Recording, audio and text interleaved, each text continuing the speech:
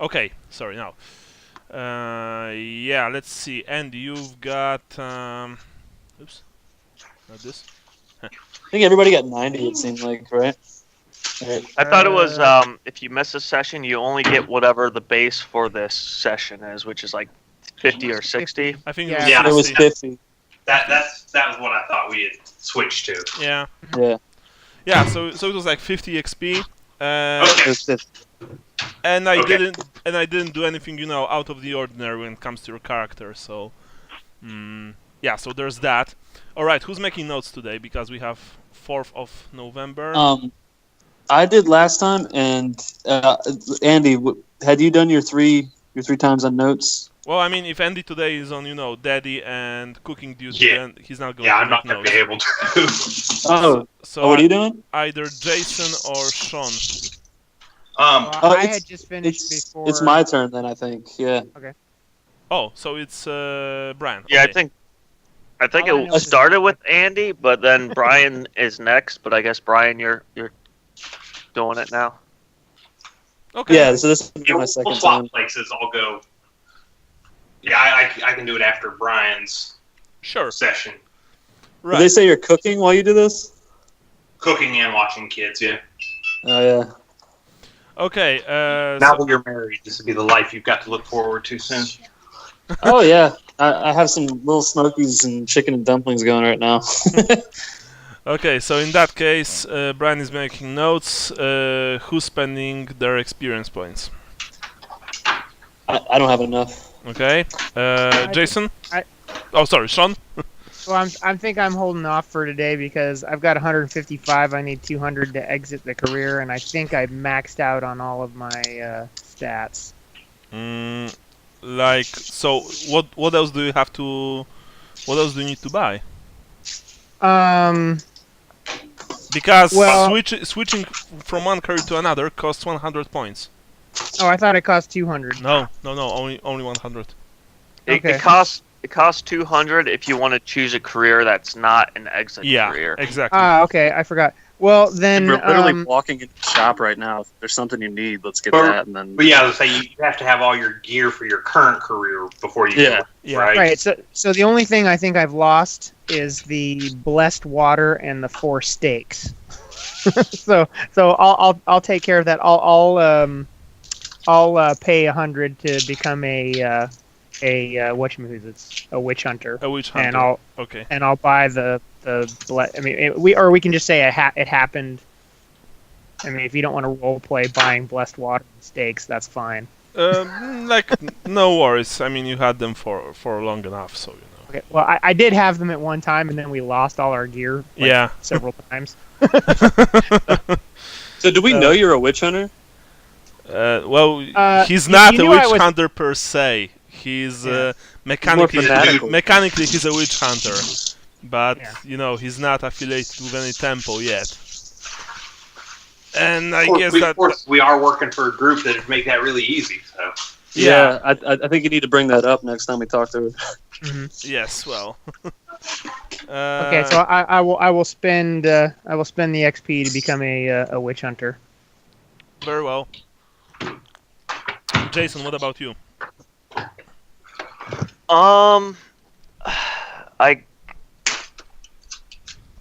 I guess if we can rationalize me studying while recuperating, I could do academic knowledge theology, but everything else kind of seems. You won't be able to learn in your current Okay. Well, I'll just hold off then because Yeah. everything else is weapon specialist or speak language or theology. Yeah. Now, Yes. do I need to fill these out before moving on to a next career? Because stuff like speak second language with those medallions, I don't think is very productive. Yeah, you still need to, because medallion is one thing, but knowledge is another thing. Okay, I wasn't sure. Imagine what would happen if you went to Raven Knights and say, "Hey, I know every language because this elf gave me this medallion." It's it's totally legit. And I mean, rules-wise, do you have to? Yes. Yes. Okay, so you have to fill out everything. All right, I wasn't sure if it was just a requirement or not. Yeah, I mean, you know, I can bend the rules sometimes. For example, when it comes to Sean and his stakes and water, but like skills and traits wise, you need to know these things. Okay. Unfortunately, remind me, Jason, how long till they will release you from the hospice? You said I a didn't write week that or down. two, and yeah, I think you said a week, and then you said a week or two, and then I think a day or two has passed. I think a day. A day has passed. Yeah. Yeah. Yeah, I thought it was 1 week, but that I mean I may just be Yeah, I think 1 week was. The initial, fine. yeah. Hmm. Yeah. Well, yeah. Well, in that case, sorry, but probably today you won't have like anything to. You won't be having anything to do. Yeah. You can stop by and see him, right? That's kind of what I was expecting this Yeah. month. I don't know if we can stop by and see him. Actually, No, just yeah, like- that it doesn't work that way. they were pretty Okay. clear about like, yeah, he's gonna be in isolation 'cause Yeah, Bring him some flowers, because he has some green black roses green, or something. green pox. Okay, well, in that case, remind me where did we last ended up our game? We were just about to walk into the dwarven blacksmith down the street from the embassy. Okay, except for Lucas, who's still staying in the inn. Okay. correct. What's the name of the inn? It's the octopus, something octopus. Dancing Octopus. All right, Lucas, Dancing octopus. you're staying in Dancing Octopus, and like sickness-wise, you're going to be okay. Lucas? I mean, Andy? Okay, I hope that he... Yeah. I'm sorry. I was banging around pots and pans. Sure. So I was muted. Like I said, you've split from the party. You're staying in the Dancing Octopus Inn, and you're recuperating. But you're feeling better, essentially. Oh. Good. Yeah. Okay, so you guys, I mean, Leopold and Sally, you're making your way to the blacksmith, whom you've already visited before. Yeah. Yeah, you enter his, his humble abode. The blacksmith looks at you. Remind me, he was a dwarf, right? Yeah. Correct. "Ah, laddie, welcome to me shop," he says. "Ah, I think I saw you before here. At least Yeah, I you think did, so." and I always appreciate talking to people at eye level. It's kind of rare Ah, ha, in ha. these parts. Oh, look, a fucking comedian. Well, that's what I like. What can I do for you? We lost some gear recently. So I guess you're I- few items short. Zing. Uh, I turned to anyway. Leopold. Like, did you lose anything? No, I don't think so. Mm, Okay, I'm looking for. Oh, sorry. Go ahead. yeah. No, Oh, sorry. no, I was just thinking. I think I have anything. I think the only reason that I wanted to go was maybe to get to finally get the full plate and then not wear it all the time. Well, you see that his shop is, of course, very well supplied. There are lots of weapons here, lots of armor, all kinds of gear. And yes, there are suits of full plate. Indeed, there are. So you can always buy them if you like. Have any of you guys played Warhammer Quest 2 on tablets? No. I've only finished the first one. Yeah, the second. Don't get the second one. It's by a different developer. But plate mail is absolutely useless because you get it subtracts from your attacks and your movement. Mm. So you basically can't do anything. Okay. Sounds like fun. Yeah. I was talking to somebody about that, about how when I played Fallout, I was really mad because I couldn't carry every weapon I found. That's why you have your companions. Well, I remember in the first Diablo, I used to just go back up to the top because if you drop something in the village, it would stay there. And so, like, I would just drop everything. I would teleport back, drop everything I had that was excess that I wasn't using at the moment, right outside the church or whatever, and then teleport back in and finish. And then after a level, I would go back and reassess everything. Well, I think I did the same thing with the first Diablo. Yeah. Well, anyway, the dwarf looks at you. So, are you buying or selling? I'm here to buy. Looking for a good sling and a sturdy short sword. Well, a sturdy short sword will cost you 12 crowns. Sorry, 12 guilders. And a sling will cost you 4. 4 gold. Yes, but it's a very good sling, made from a whale hide. You know? Do you have any steel rounds I could fire from it? I will give you 10 steel rounds for a total sum of 4.5 guilders. 4. So that's 20.5 guilders. Yes, the total. Will you take 17? What? Will you take 17? No, I will not. Can I try to haggle? Minus 30 and count me number of successes because you will need more than one. Okay, minus 30. I have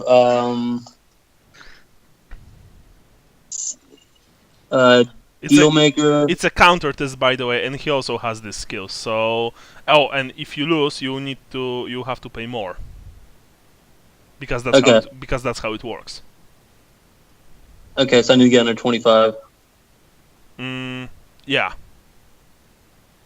Let's try it. You should know never to haggle with a dwarf. Yeah, that was crazy. Yeah, I failed. I'm going to see. Oh, they've changed something in roll 20. Wow, nice. The dice have changed a bit. Okay. Oh yeah. Yeah. Sorry, I'm going to roll. Well, he also lost, so we continue to roll. Square. Yeah. Oh, okay. Minus how much fellowship do you have? It's 55 normally, minus 30, so I have 25. 25. Going to see.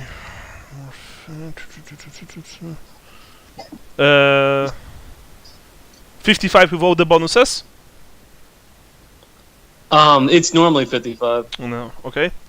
And with bonuses? So it's minus 30, I need 25, right? Yeah, 25. And I rolled a 20, so that's 1 success? Yeah, but he won, unfortunately. Oh, really? Yeah. Andy was right, you never haggle with a dwarf. He looks at you. Nah, Sonny, sorry, not gonna happen. 25 or bust. 25. Okay, what about without the steel rounds? Which, by the way, you need to pay now, because that's how haggling works. It's all or nothing. Okay, you can amend it later. Yeah. I fork it over. Come again? I fork it over then. Okay. He hands over the money. All right. Yeah. Sure.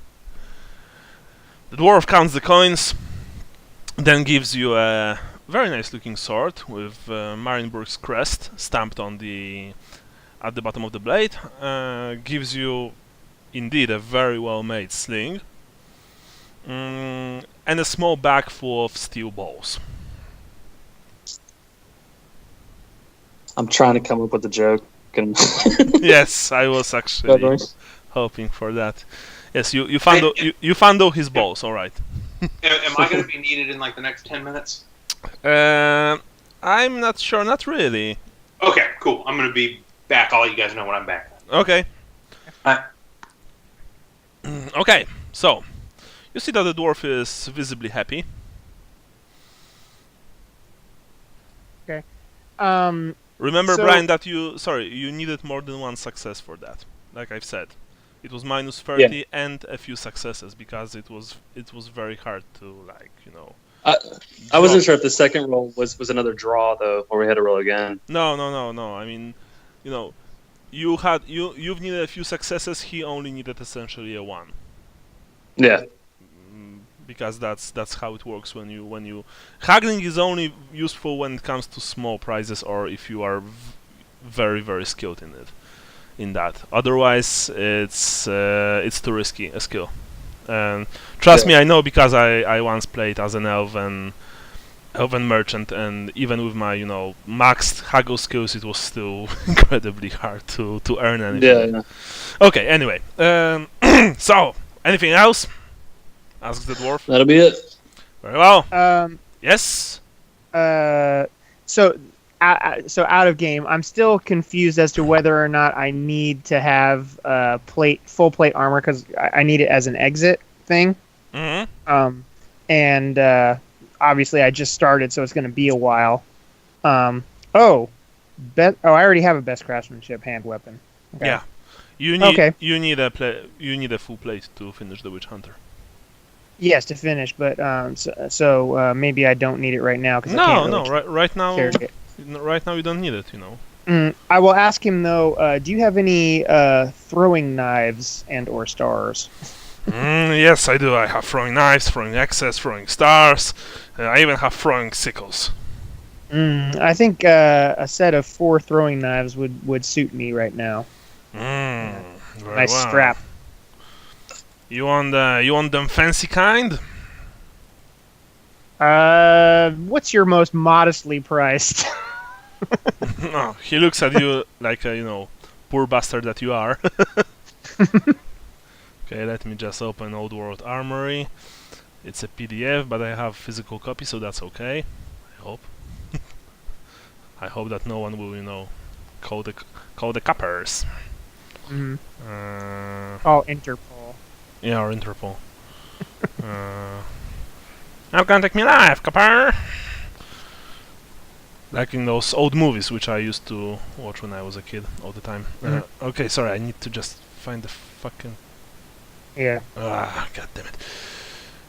I mean, I have I have the book like 2 meters from me, but I don't want to stand up. I completely understand. Okay, I think I have it. All right. Success! Oh no, it's close combat weapons, not throwing them. Okay, here it is. Good. Throwing knives, right? It will be 5 crowns per knife. Okay. Alrighty. I hate to do it, but I need this for for my career. So I will pay him the How many? 20. 20. All right. So I need 4. all right. Sorry, he even gave you like this fancy leather belt, which you can, which you can wear over your chest. Yes, With that's the knives. exactly what I want. Mm-hmm. And the scabbards have those little skulls, with crowns on top of them, so they look righteous. Super Sigmar-y. All Yes, and very Sigmar-y. How much was it? 20 crowns total right. Mm-hmm. for the 4 knives. Mhm. Right. He knows better than to haggle. Well, Yeah, I learned not to haggle. Yeah. all right. With that, you leave the shop, I presume. Yeah. Since the dwarf earned some money from you, he's very polite, and he waves his hand at you. Come back anytime, he says. Thank you, Master. I don't say anything. I just walk out the door.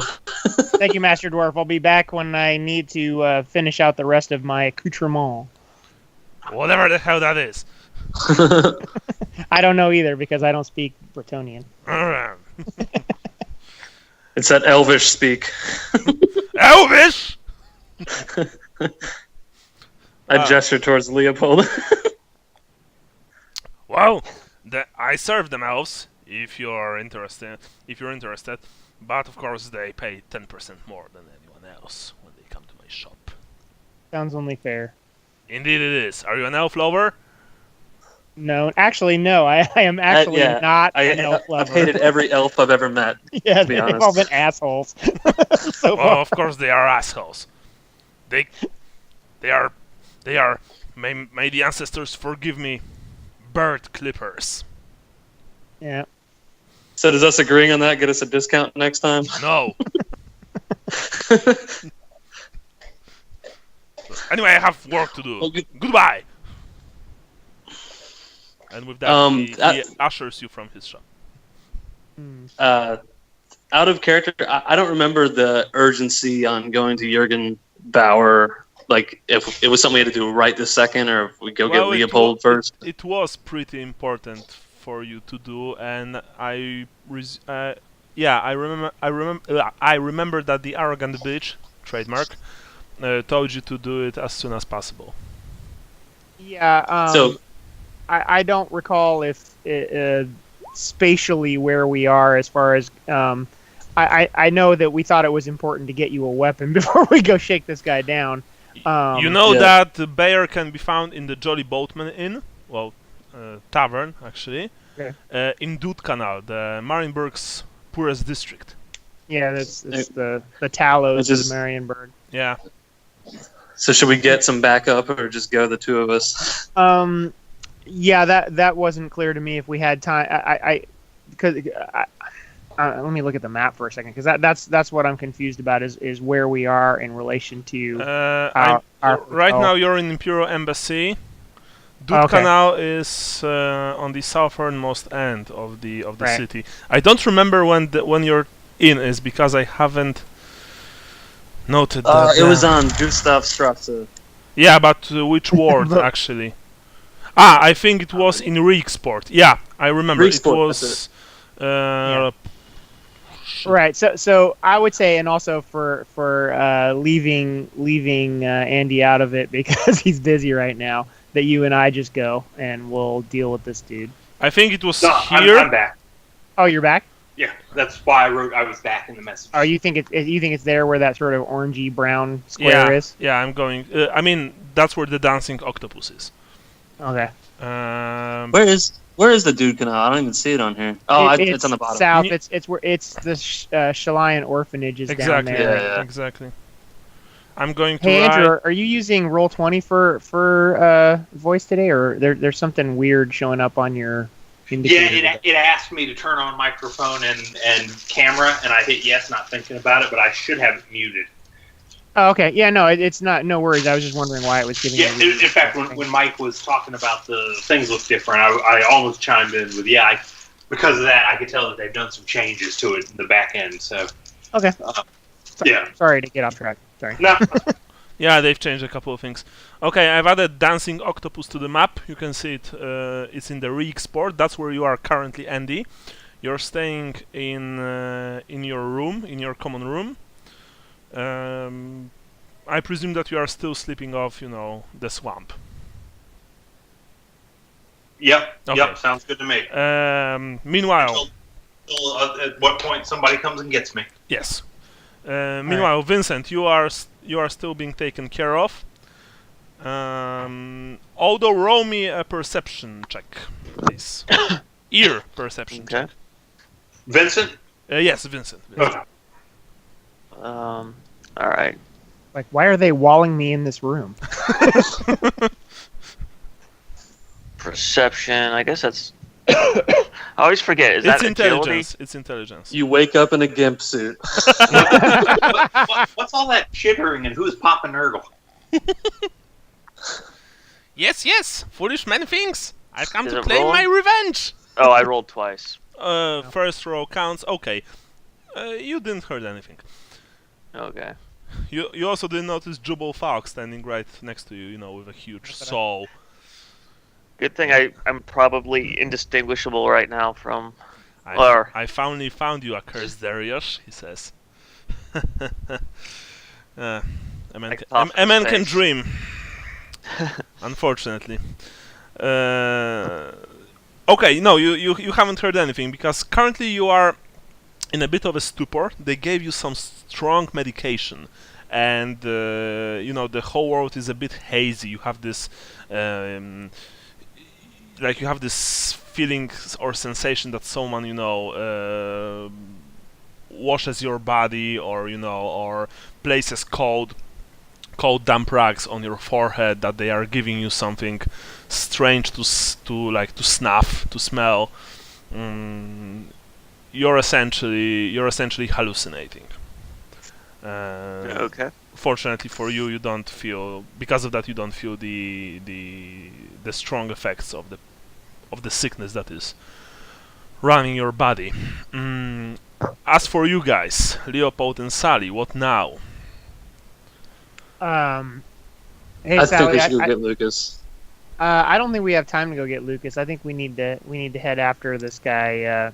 We're burning daylight, and let's go scope it out and see what we can see. And if we feel like we can't handle it without Lucas, then we'll go back for him. All right. Okay, so how are you planning to get to Doodkanal? You gotta take a boat for sure. Yeah, taxi, a boat, a water taxi. So you're making your way to the shore. Yeah. Okay. The narrow streets of Marienburg are, as always, full of people, at least here. They are cramped, they are claustrophobic, they are damp. The dampness is everywhere, it's in the air, together with the ever-present salt. The sky is overcast, and it's really chilling. It's like there's this unpleasant cold coming from River Reich, which freezes you to the bones. Eventually, you can hear the main river of the old world, and lots of people who are living right next to its shores, making living from it. Sorry. You pass a number of warehouses, number of what's the name for the place where you are smoking fish, Smokehouse? Smokehouses. Yeah. Okay. Sorry. Yes. Smokehouses as well. You've also passed a number of patrols of the Black Hats who eyed you suspiciously, although none of them gave you any trouble. Eventually, you arrive at the shore, and of course you see Reich in all of its glory. There are hundreds of boats swimming back and forth, both deeper into the mainland towards the Empire and into the Manan Sea. You can see small boats, you can see tiny rafts, you can also see large trade barges and even a few war galleons. One of them is almost certainly imperial, as it has the symbol of the Empire, the Hammer of Sigmar, and on the on the sails there's this inscription: Car France Eternum, Sigmar Vult. Sorry.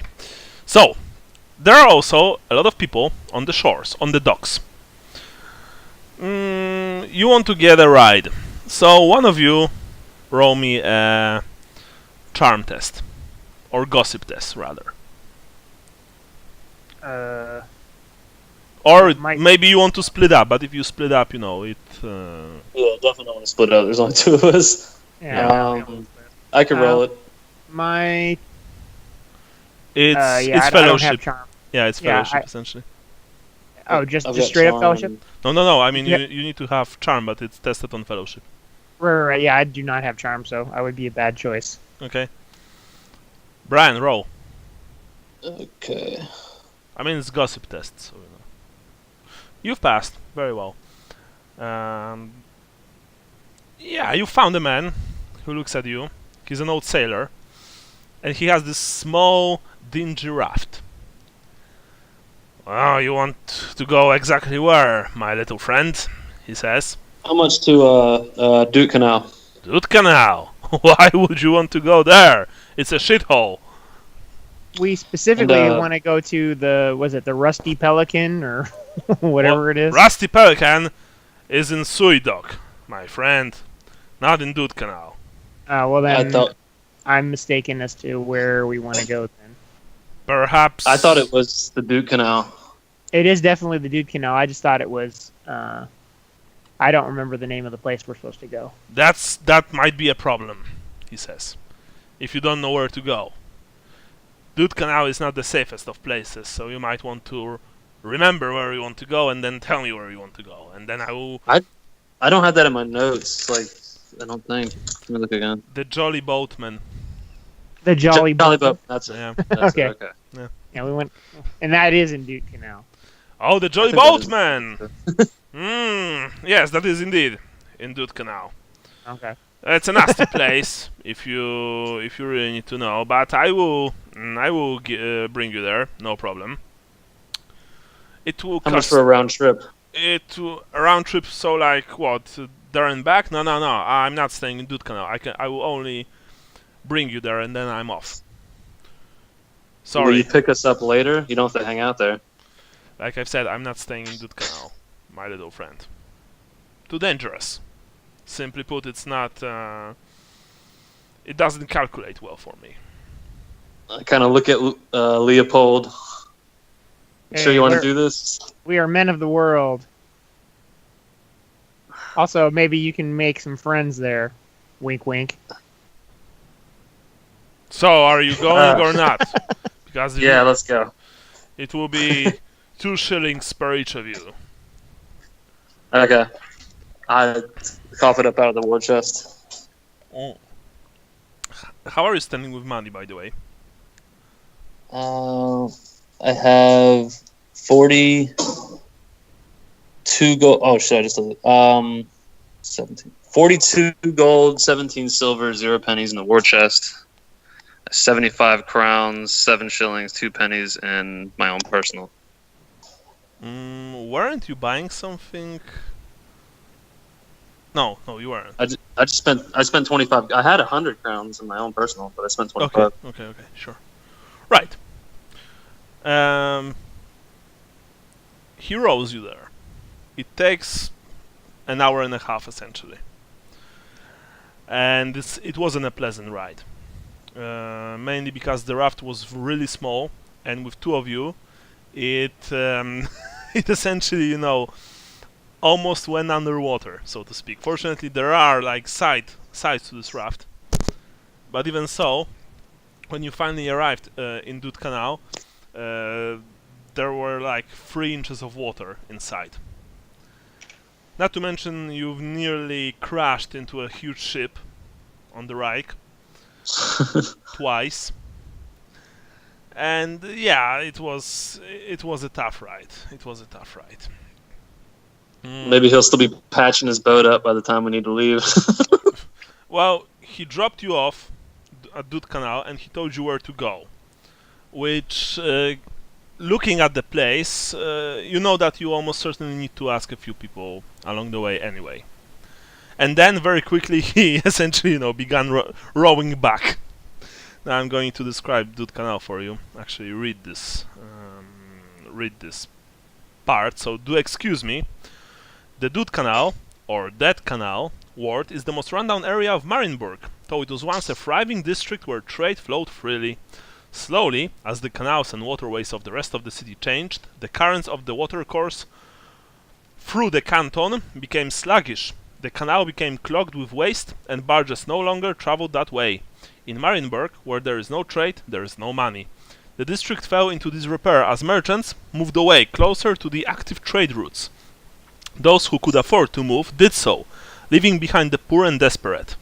The Dead Canal district turned into a hub of crime and villainy, a haven for those who wished to hide from the more civilized areas of the city. Nowadays, the Black Hats fear to enter the district, and the ruling guilds ignore it in their bustling city. Though seemingly lawless, some sort of civilization still exists within shops and taverns, as people attempt to claw their way out of the direst of circumstances. Maneuvering through the Dead Canal is both appalling and deadly. The district is little more than a maze of narrow streets and alleys, winding through a jumble of rundown shops and sagging homes. The stench of sewage hangs heavy in the air, and each breath invites its rancid taste. As the characters as you explore this section of the city, you are bound to spot grimy faces of desperate and hungry citizens brushing past extended hands, hopeful for charity.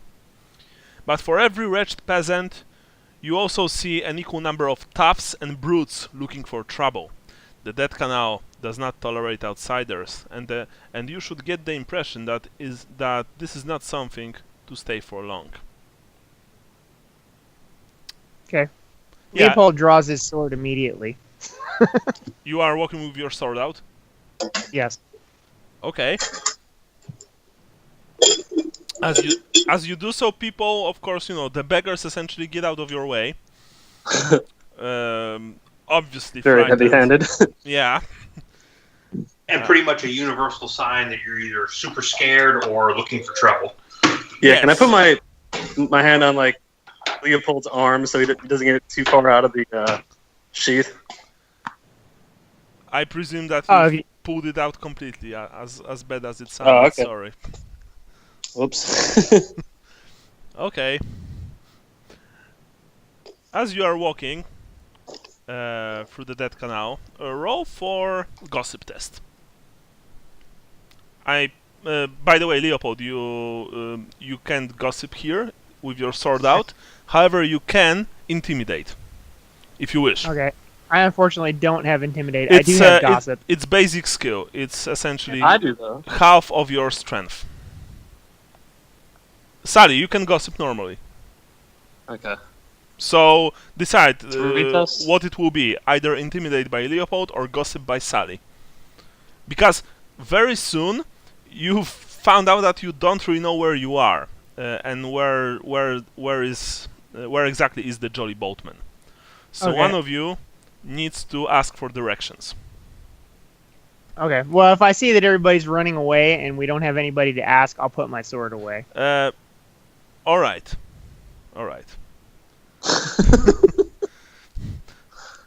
So who's rolling? But I defer to Sally because he's the smooth talker amongst the bunch of us. I just Sometimes. You've put your sword out just in time. As you were traversing a corner, you've almost stumbled into a group of 5 toughs who, they look at you. What you want here? But then, Jolly Boatman, friend. okay, roll. Jolly Boatman, eh? Tell you for a penny. I flick a penny at him, so he can catch it. Not like at him, but Yeah, he catch the penny. He looks at you, from top to bottom. Right, Jolly Boatman is there, and there. Essentially, he told you how to get there. It wasn't that hard, honestly. I mean, fortunately, you were pretty close to it. And asking about this place took you all of 10 minutes. So it was pretty fast for a place like that. You're walking away from this man, tough and brutal looking man with nasty faces and nasty eyes. You can feel their eyes on your backs and on your purses. But they didn't do anything to you, which is honestly kind of strange. They were all armed, by the way. So, because in Doodkanal there are 2 types of people, like the poor, desperate, emaciated beggars, and gangsters, essentially, armed to the teeth, heavily muscled, scarred and heavily tattooed. Just for clarification, I keep my money in my pants, so when I flick them the penny, I reach to my pants. You can't keep 100 gold crowns in your pants. It's impossible. I always I had players who wanted to do this. I always say no. You can either keep it in your backpack or at your hip, not in your pants. Sorry. I guess at the hip, because I would notice it being messed with more then. Yeah. Yeah. It would be impossible to walk, essentially. A feeling I know all too well. Yeah. Oh, so you have this. Alright, I'm not going to say that joke. Well, let's see. Let me put. If I have to have it in my backpack or my pants, can I put one in my coin purse and the other in my backpack? Like 1 crown? No, like the war chest in at my hip. Yeah, and but the war my chest. wealth in my Okay, well, first of all, the war chest is like what, 75 gold crowns, right? 42. 42, and you have No, my own is 75. Okay, so first of all, 75 gold crowns means that you need to have a big purse. I've actually ignored it. I was thinking about making you buy it, but let's say for simplicity's sake that you've already had a big purse. But that big purse is big. It's essentially very big purse, especially for a halfling. It hangs almost to your knee, I guess, or Oh my god. or at least to the bottom of your thigh. Yeah, because it's 75 gold crowns. It's also very heavy. A single gold crown is a single point of encumbrance. So you have that, and you have another 42 crowns in your backpack. I mean, weren't we all walking around with like 200 something gold at one point? yeah, I have 200 gold because I'm working. Okay, if it's one encumbrance for a gold crown, then that's a lot. Because I found somewhere again in my book it was like each coin is like a tenth of an encumbrance. Yeah, that's what I thought. I'm going to check it out, but I've read somewhere that it's one. Okay, so let's say that you are right, Sean, because. Yeah, No, because but even so, like 200 gold crowns. I remember That's like a few years ago, I was actually having an argument with my players about that, and one of them brought me a chest full of full of chocolates, like money chocolates, right? Coin chocolates, but they were the same size as the coins used in those times, like in 16th century. Trust me, you wouldn't be able to carry 200 gold crowns in your pants, and you would barely be able to carry it at your hip. That amount of money, you either carry it in your backpack, or in a few smaller purses, or in the money belt. Which is a crown supposed to be like an ounce or something? Well, the crowns, first of all, they are not all made from gold. Even the gold crowns, they are usually a mix. Because gold was incredibly rare and expensive, so they didn't make pure gold crowns. If you guys are really interested, there's a podcast called the British History Podcast, and he's done a couple of episodes on how coins. I mean, this is Dark Ages versus Renaissance, but he's done a couple really interesting episodes on coin manufacture and stuff. It's worth a listen. Yeah. Are they like the British pound coins? I'm not sure, honestly. I mean, look. They're like thick, but screw the encumbrance, all right? Screw the encumbrance. I couldn't care less, but I will care about you running with 500 crowns in a sack at your hip. Like this is not realistic. Basically, the way it works, they're probably not like the current British pound coins because they have to be hammered by hand. Or stamped by hand with a thing, and so they're all going to one be a little bit differently, but two, you can't really do that with a big thick coin. You've got to they're going to be fairly thin coins, and the way they work is that they're franchised out essentially. Like so, the coin stamper pays the government X amount of money to be a coin stamper.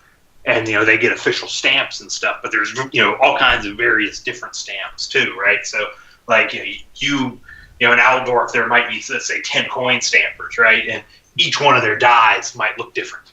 Exactly. There are no two coins essentially.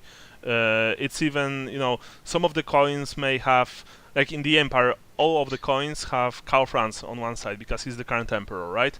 But on the other side, for example, they might have the symbol of the province. So and it wouldn't even be the same picture. Wouldn't even be like the same picture. Yes, of Karl Franz exactly. And even in the province, for example, in Reikland, the symbol of Reikland may vary. Like it might be smaller on one coin or bigger on the other. And then there's the fact that there are provinces. So, for example, you can suddenly find yourself with a purse full of coins from Ostland, Rakeland, Middenland, and known. Yeah, and on each of this, like on 2 known coins, you might find different details. But like I said, let's leave encumbrance for now. But remember about how you carried like a large sum of money. Okay. With that big a sum, I simply presume that you carry it in your backpack, because it's only logical. Right. Yeah. I mean, in the future, I'll figure out a way to kind of split it up. But So, yeah. It's called wearing it by buying expensive armor and stuff, which is much harder to steal. Yeah. So, yes, essentially Jason is right, because even... It's an avalanche. No, It starts raining. Jason's right, because in the old world, it's even in the rulebook, it's even written that the adventurers usually spend their money very fast. They don't travel with lots of money. Did any of you guys ever play the Conan role-playing game? Nah, Yeah. but They actually had a rule that something like 45% of everything you find, you just lose, because that's all spent on drinking and it's the same. It's the same in the newest edition of Warhammer Fantasy Roleplay. Oh, it is. Yeah. Oh, that's great. I always liked that mechanic. During the so-called downtime between quests, you lose all your money. Essentially, all of your money if you haven't spent them before or invest them in the bank. All of the money that you have in your purse is gone. That's a great mechanic. I like that. Yeah, it's simply awesome. I really like that. So for now, for simplicity's sake, could I have the war chest at the hip? No, for and simplicity's sake, let's say that you've took a few pennies out of your war chest and your purse, and you have them in your pocket, and you have your purse and your war chest in your backpack, because otherwise, I just realized that these guys would attack you. Okay. Because there are 2 of you, there are 5 of them, and you have approximately a few hundred gold crowns. They will simply slit your throats for that amount of money. Well, that's what I would have wanted to do, is make like a dummy purse. You know what I mean? Like, in case it gets stolen, it's got some rocks and a turd in there. You know? Okay, so you'll be able to buy that later. For now, you have in your pockets, I don't know, tell me how much. Like, not too much, please. Like, no 20 gold crowns in your pockets. But, like, I know, 5 gold crowns max, let's say. Yeah, sure, 5 gold crowns. Okay, Leopold, same with you? Sure. Okay, because, like I said, guys, this is the most dangerous place in the city. You don't want to flash your money around here, because... I'm making a new line on my a character sheet for dummy purse. Okay. Alright, so they've pointed you towards the Jolly Boatman. You finally found the place. It's a dingy 2-story building facing the canal. It has 1 window, but that has been boarded up. A sign hangs above the door showing a disreputable fellow making water. You can smell the stench coming from inside, essentially. A mix of unwashed bodies, badly cooked food, and and like clogged fireplace, so to speak. Are you coming inside? Yeah, we walk in. Okay. Well, the interior is no more welcoming. It's dark, with a few lanterns making a feeble effort to pierce the gloom. Surprisingly, the place is busy, filled with sinister men nursing tankards of ale and casting wary glances around them. Conversations are whispered. You see that at the bar running along the side of the building is the innkeeper. He's a suspicious fellow, and he only has 1 good eye. He, of course, immediately examines anyone who enters his establishment, which is you. You can tell from the smell itself that the fur here is terrible, probably being burned, like, way too much burned. And as you make your way past the various, rickety tables, you can also tell that the ale has a bucket of sewage. Nice place. Of course, I don't need to tell you that almost everyone inside just, looks at you with rather hostile glances. I keep the shoulders back and walk towards the bar. Right? Leopold, I follow him up, are you look following? around the room. Okay. Yeah, I look around the room and just kind of have my hand up by my sword, but not on it. All right.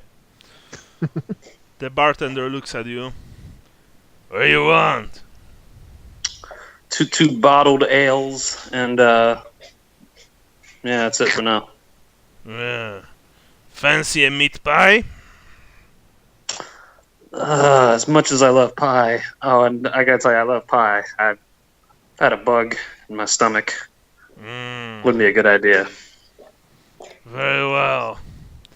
2 pennies per mug. Okay.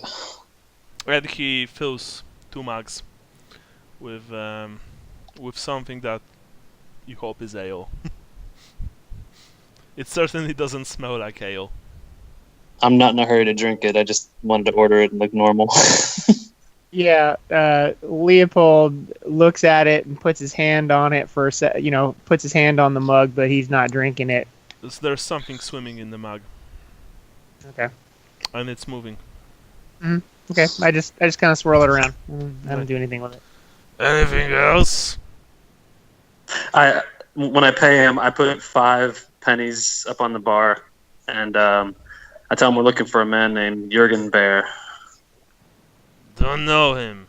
You do well to stop poking your noses into other people's business. Well, I assure you, it's my business as well. Excuse me. You hear a voice from behind you. Turn around. You see a man, certainly not from around here. His complexion is pretty dark. Even you can see that even in this dingy hall. There are nasty scars crisscrossing his face. Welcome. I'm Lucian Creso. You've been looking for that Bayer person, yes? Is he Italian? Not really. You think Okay. You think he's Estalian. Okay. Oh, we've dealt with an Italian before. Yeah, that's who we're I turned looking. around to look at him too and kind of size him up. I can tell you where he is. I saw him, not far from here, but of course for a price, an honest price. Lead the way. Oh no, not. I'm not going to go there, sir. I'm just going to tell you where he is. Why won't you go down there? Well, let's just say that people who live there don't really like me. They tried to shank me last time I was there. Who are these people? Nasty pieces of characters. They call themselves the Squids. The Squeaks? Squids. Squids. Squeeds. Yes. What's the matter, you? You know, understand squids. Squids. Just keep calling them squeaks. What's your price, man? It will be a simple shilling, I think, and I will tell you what you can think. Herr Baer, meet Herr Baer or something. I hand him a shilling. Very and well. I don't let go of it until he tells me where to find it. I seen the man hiding out in the abandoned coopers on Bell Street. It's actually around the corner from here. All right. Very well. Do you want my beer? Honestly, yes, I would like your beer. If you're not Here. going to drink it. Here, I have hand it mine to- as well. Yeah. Oh, today is my lucky day. It seems. May the Lord favor both of you, mine Aaron. Cross your fingers. He took your, he took your steins and retreated back into the gloom. So you're going around the corner to the cooperage, right? Yes. By the way, Yeah. what's the cooperage? A cooperage is a barrel manufacturer. Okay, thanks. Yeah, I learned so much from you guys. Thank you. I mean that, by the way. So you are making your way outside of this, let's be honest, horrible place. You turn the corner. Both of you know how to read, right? I do. Yes. Okay, so Sally, you see that on a fading sign on one of the buildings, it is indeed stated that this is the Bow Street. And you eventually reach the cooperage. It's Okay. abandoned. Well, like Lucian said, it was, of course. Okay. Let's head inside. Should we scout around, see if there's any thief sign or anything like that? By the way, Yeah, that's a good idea. You can't really go inside because it's all boarded up. Okay. Like I thought you were going to windows, say it was like blown out and there was no inside to go to. like windows, doors, it's all boarded up completely. There are a few people coming here and there.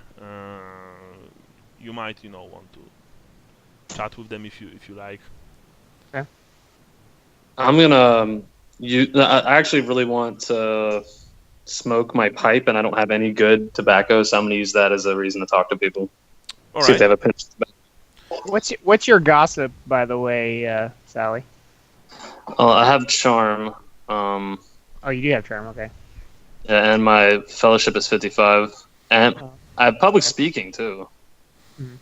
Okay. Sorry, Jason, roll me one more time. And streetwise, so that's another plus 10 to Perception. charm. All right. That's intelligence again. Yes. I want to use a luck. Very well. Hey, Nice. barely. You overhear as you're laying in the bed in your like. By the way, it's not exactly right now. It might be in like 2 days from now. Okay.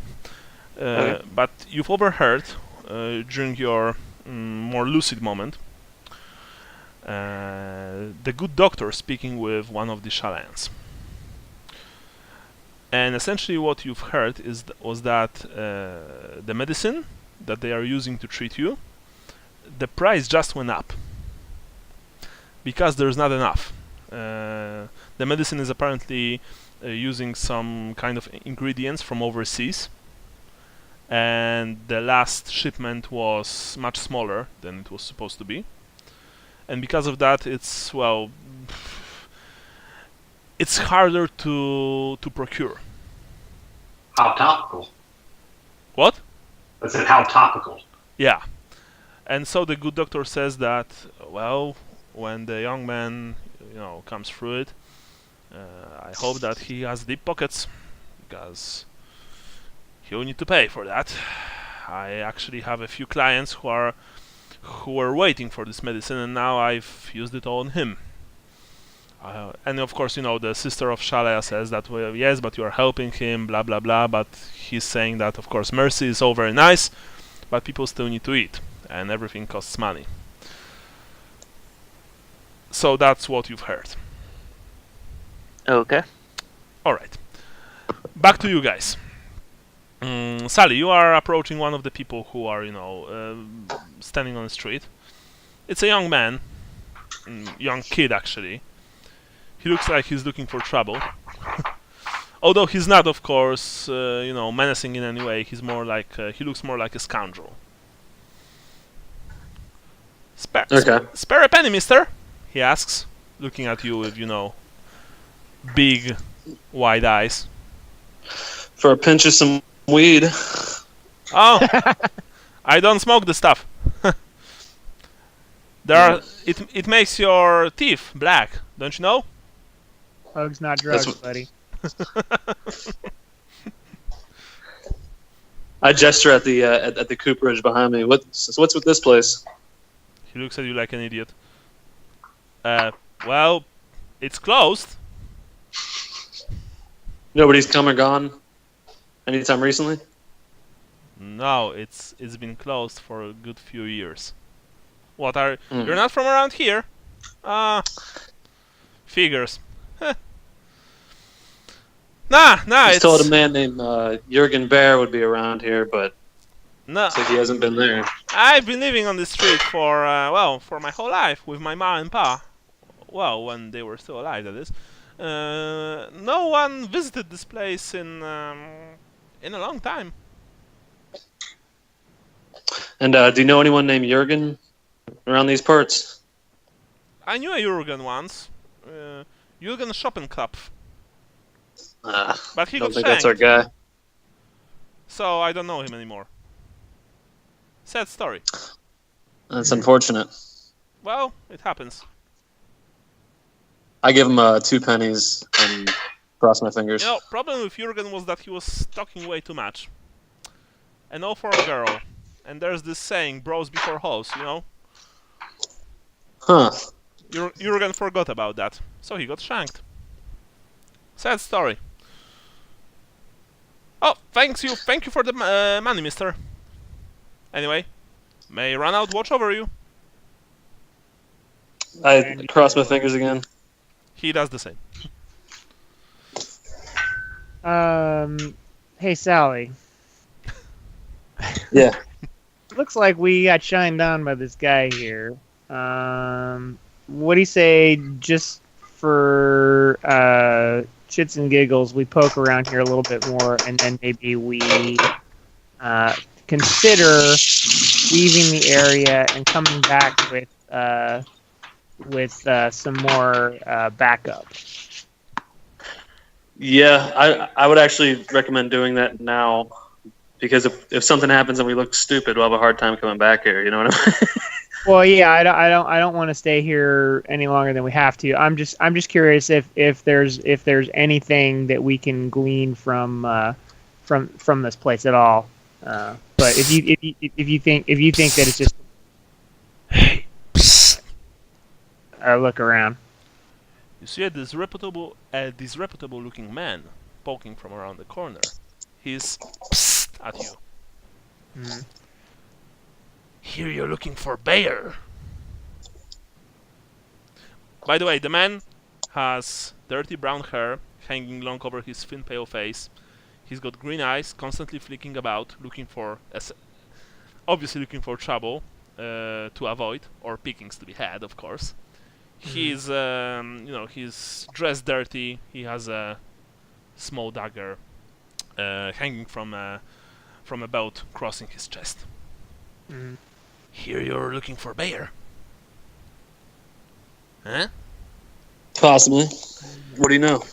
Yeah, I saw him, and I'll tell you where. But first, you gotta do a little something for me. I don't want money. Don't worry. I want a favor. Mm-hmm. All right, look. First of all, I'm Hugo Buisman. Nice to meet you. And he quickly How do you spell that? he quickly scurries towards you. He has this face like a weasel, like a really nasty weasel. I'm going to type it. Here you are. Hugo Bullsman. He extends his hand to, for a greeting. First to you, Sally. I go to shake his hand. All right. He shakes your hand. Then to you, Leopold. Leopold will shake his hand. Right. So first of all, before we go to business, are you actually interested or not? Because if not, let's not waste ourselves time, right? If you have information on where Barrett is, I assure you, you're not wasting your time. I know where he is, and I will tell you that. And I'm not going to run away from you, after you do that work for me. So, you don't have to worry about that. Okay. Nice sound. Someone is preparing a dinner. Oh, I thought I was on mute again. I was going to say, which means exactly that. You need to worry about that. Alright, anyway, look. This bastard called Dobe ratted on me the other day to Erwin's men. Told him I janked some coins from him. They showed their tasks, and I got quite the beating I did. Now, how about you go give Dobby the same? Maybe a bit more? Maybe a lot more. Make sure I don't see him around here no more. See what I'm telling ya? Then I tell you about Baer. And his name was what? His name is Dobby Gaff. He lives in the first floor room of a nearby boarding house. It's about 5 minutes from here. And exactly what kind of message do you want to send? Terminal. I also want some kind of proof that he's been dealt with. Something of his that you find on him. You show me the proof, I'll tell you about Baer. You mean like a hand or something? I don't care what. Hand, dick, ear, whatever. I'm just going to go ahead and throw this out. Probably be a good idea to have Lucas along for that. Lucas, you're fast asleep. I didn't say anything. I know. So, you see that he also has stained brown shoes, and around his purse, and he also has, interestingly, purse around his neck, although it is very thin, which also says quite a lot that he doesn't want money, for information, but well, a certain favor. That's a very heavy price you're asking. Well, I can tell from your looks that this Baer fellow is quite important to you. Otherwise, two of you would not be making rounds around Doodkanal looking for trouble. I mean, you are quite unique when it comes to this place, if you know what I mean. That means you really want to find this man. That means you really need to find this man. I look at Leopold to see what his reaction is. It's like, I essentially give him the "I'm up for it if you are" look. I reach out to shake the guy's hand, but I want to grab his hand when he goes for it. He goes for it, essentially. I pull him in close, and I say, if I off a guy for you, and I can't find you again, I will find you, and you're next. Roll intimidate. But if you can't find me, how can you find me? Am I rolling on fellowship? Or... No, it's a counter strength test. Okay. So roll your strength, and he rolls his. Roll again. Roll again. Do I have a bonus for intimidate test? If you don't have, no. I would guess as a halfling, you'd probably have a negative modifier. He passed. I have menacing. That's plus 10. Plus 10. So yeah. You've passed, but he also passed, and none of you had a false success. So essentially, he looks at you and just nods his head. I'm not going to double cross you. I don't have anything to gain from it. I want double done. You will find me here after you'll find me here after you do the job, and I will tell you all about Baer and where to find him. Now, does he want him done in Dallas? I'm not sure. Sorry, it's a adult joke. Yeah. I'm guessing Michael doesn't get it. No, late 70s or early 80s. I can't remember when the movie came out. Yeah, an adult movie named Debbie Does Dallas. Oh no, I So know this movie. I mean, I never watched it, but Huge fan. of course, I have the Betamax. The friend of my brother watched it, and he totally told me about it. Yeah. Yeah, it's a like, I mean, I've never seen it, but it's a it's just very famous, and it's a running joke, like everybody knows. Yeah, knows the name. That's actually true. I don't think I've actually ever seen it either. But I mean, like that's the kind of joke you could make about that kind of thing to like a preacher, right? And like it wouldn't be like Okay. Yeah. I mean, I've heard about this movie, but no, I never actually. Yeah, it's basically to stand in for anybody. Anytime somebody doesn't want to actually refer to the category of movie, they'll refer to that particular movie. Okay. So anyway, Weisman, retreats back to the alley. Can we find him there, like like the next day? Wait, what? Like, that's what I wanted to ask him. Like, does he hang out there? Like, Nah, if we do the deed today? Look, I think he. next I think day, he- Dobe might be gone, right? I want him done now. He wants us to go kill this guy now. You either Right in now. or not. Yep. Let's not waste our own time, okay? It's 5 Do you have any minutes. tobacco? I don't smoke. It's bad for your teeth. All these tough guys so worried about their health. Right. Well, they got enough other stuff that might be killing them. You know, why help them out? They're actually all very, very nice. It's just everybody on the outside just talks trash about them. Exactly. Okay. Hold on, I got upstairs and do a kid. He told you how to get to Dobe's place. Are you going there? It's really Yeah. close by. Yeah, let's do it. Okay. 5 minutes later, you are standing in front of a rickety boarding house.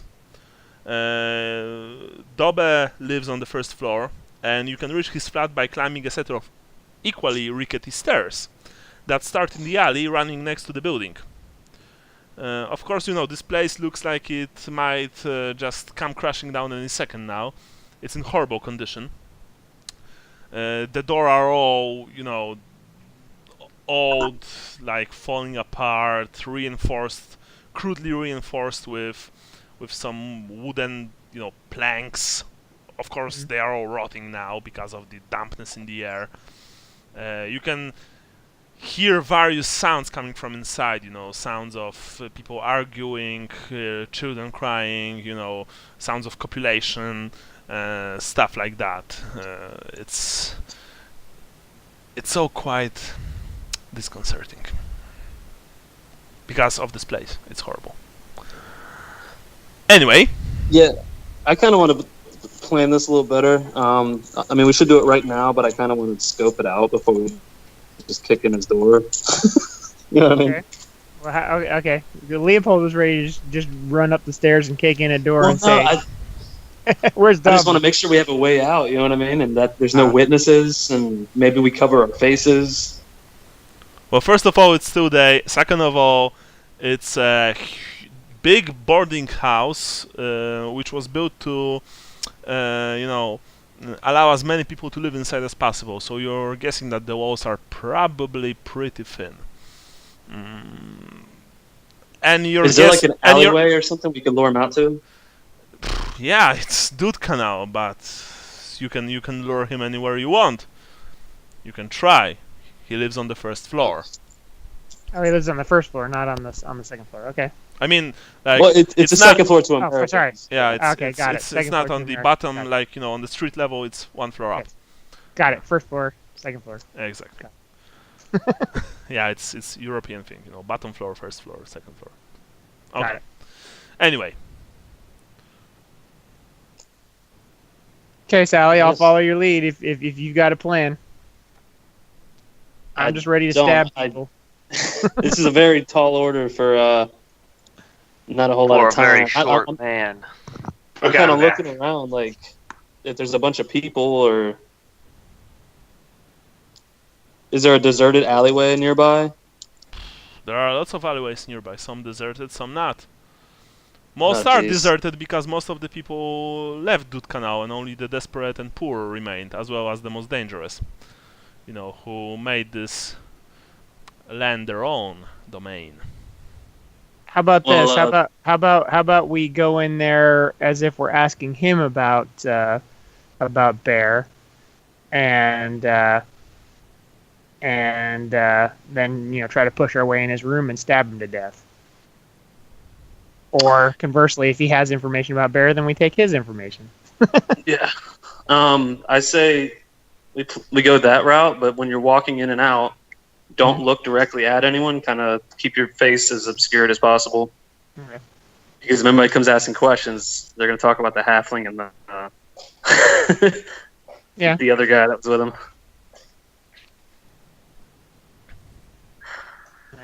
All right. Both of you roll roll the for dice. both of you roll for intelligence. Nice. Leopold. Nice.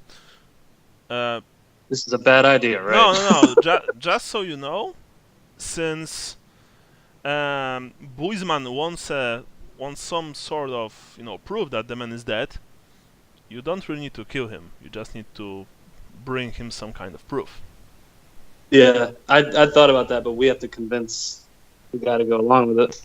Also, totally a good idea to just chop his hand off. That will be no repercussions if he lives through that. Or it could be his last warning to get out of town and to give us an article of clothing. Well, and he we'll can cover for him to buy him time. Or, you need a tow? I can get you a tow. Dude, 5 minutes, I can get you a tow. I know a guy. Yeah. All right. Nail polish, no problem. So, you're making your way up? Yeah. Okay. Sally, I presume you're going first, probably. Yeah, if we pass any people, I'm gonna kind of No, there are no people here. Okay. People are inside this building, but currently the street is empty. You're making your way up the stairs. You're standing in front of probably Dobbe's flat. Mm-hmm. You don't hear. I mean, you hear that someone is inside. Someone is walking, moving furniture, stuff like that, cursing quietly under his nose. You can smell alcohol coming from inside as well. So, tell me what you are going to do, Sally. I'm gonna knock on the door quietly. Okay, you've knocked at the door. Bugger off! You hear a harsh, hard voice coming from inside. Dobler, is that you? I said bugger off! Could be the last friend you have in Marienburg. Might want to open the door and hear what I have to say. I don't know any Dobler. You mean Dobbe. You meant Dobbe, probably. Yeah. Yeah. I was spelling it wrong. Okay. Oh, so in that case he said, don't care, bugger off. I take a step back and look at the door and look at Leopold. Okay, Leopold pulls out his sword and kicks in the door. Alright, test strength, Leopold. Oh! You've kicked the door! Whoop! your foot bounced from the door. Ah! You hear cursing from inside. Get the hell out of my property! Alright. Or I'm going to kill you! No. But you can hear fear in the man's voice, essentially. Okay, Can can me I... and Leopold try at the same time? Kick it at the same time? No, there's not enough space for both of you to kick at the same Okay, time. so, can I... Is it spending a luck point to gain plus 10%? Is Yes. that the deal? Yes. Okay, I'm gonna do that. Alright, roll. You can't use your luck now, just remember. You're using it for now, so... Ah, Yeah. son of a Oh. bitch. I break my knee. Alright. What it looked like was that. Fucking hell. You've tried to kick the door, I think you found that toe you're looking for. but it didn't exactly went according to plan because you wanted to make some distance between you and the door, and so you moved a few steps back. The barrier, which was placed on the second floor walkway, Mhm. well, it didn't manage to support you, and you've crashed through it and fell down. Okay. Fortunately, it's only first floor, so that's not a tragedy, but you're still going to take fall damage. Sally, yeah, you can't contain your laughter. Essentially, you saw that Leopold wanted to gain some distance to kick the door, and then suddenly you've heard crash, and Leopold is falling down onto the dirty street below. And I'm just going to need to see the rules for falling. I think it's strength 3 hit, but it's Yeah. nasty because it's without armor. Right. And I stand there with my arms folded and wait for Leopold to come running back up the stairs. Well, hopefully I don't die because I was slightly wounded still. I think. I think I've seen this happen in just about every other Looney Tunes cartoon. Okay, so it's strength 3 hit.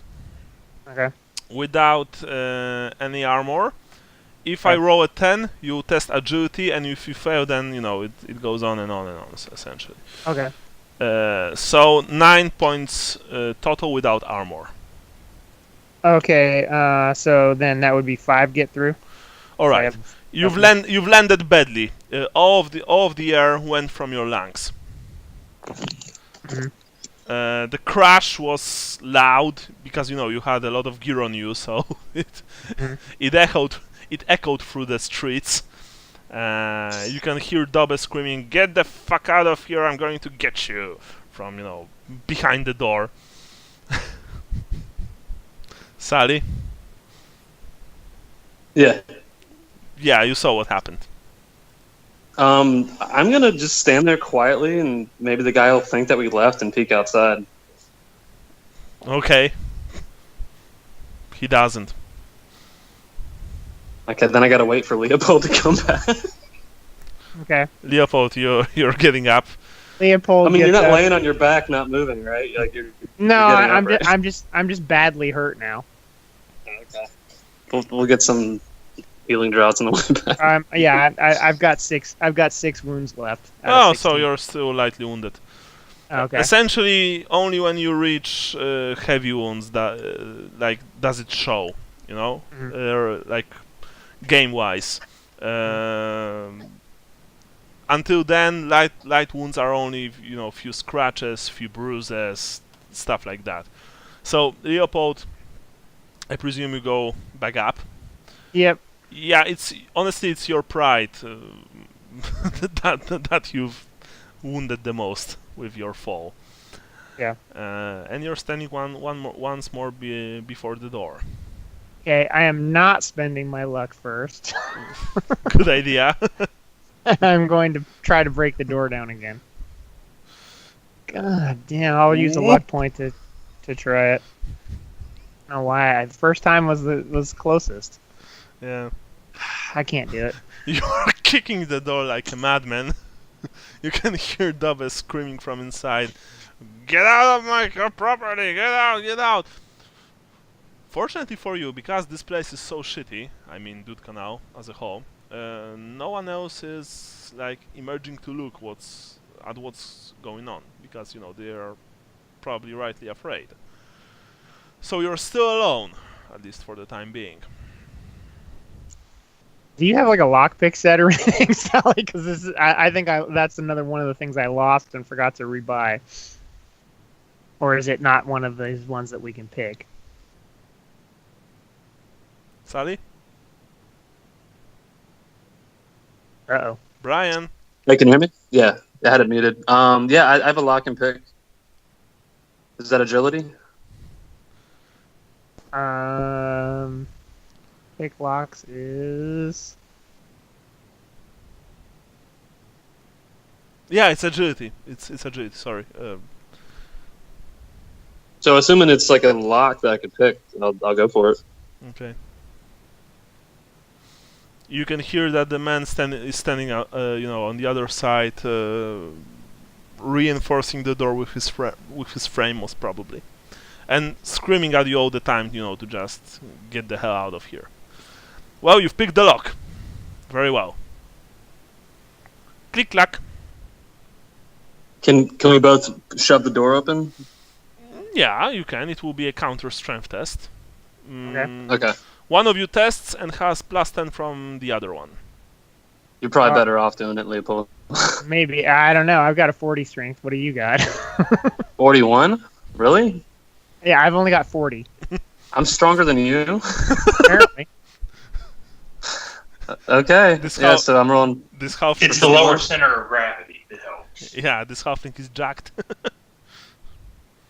Yeah, I'm gonna try and ram the door open with my shoulder. So you It's not have. that you're actually stronger. It's just you appear stronger because you're little and you don't tip over as easy.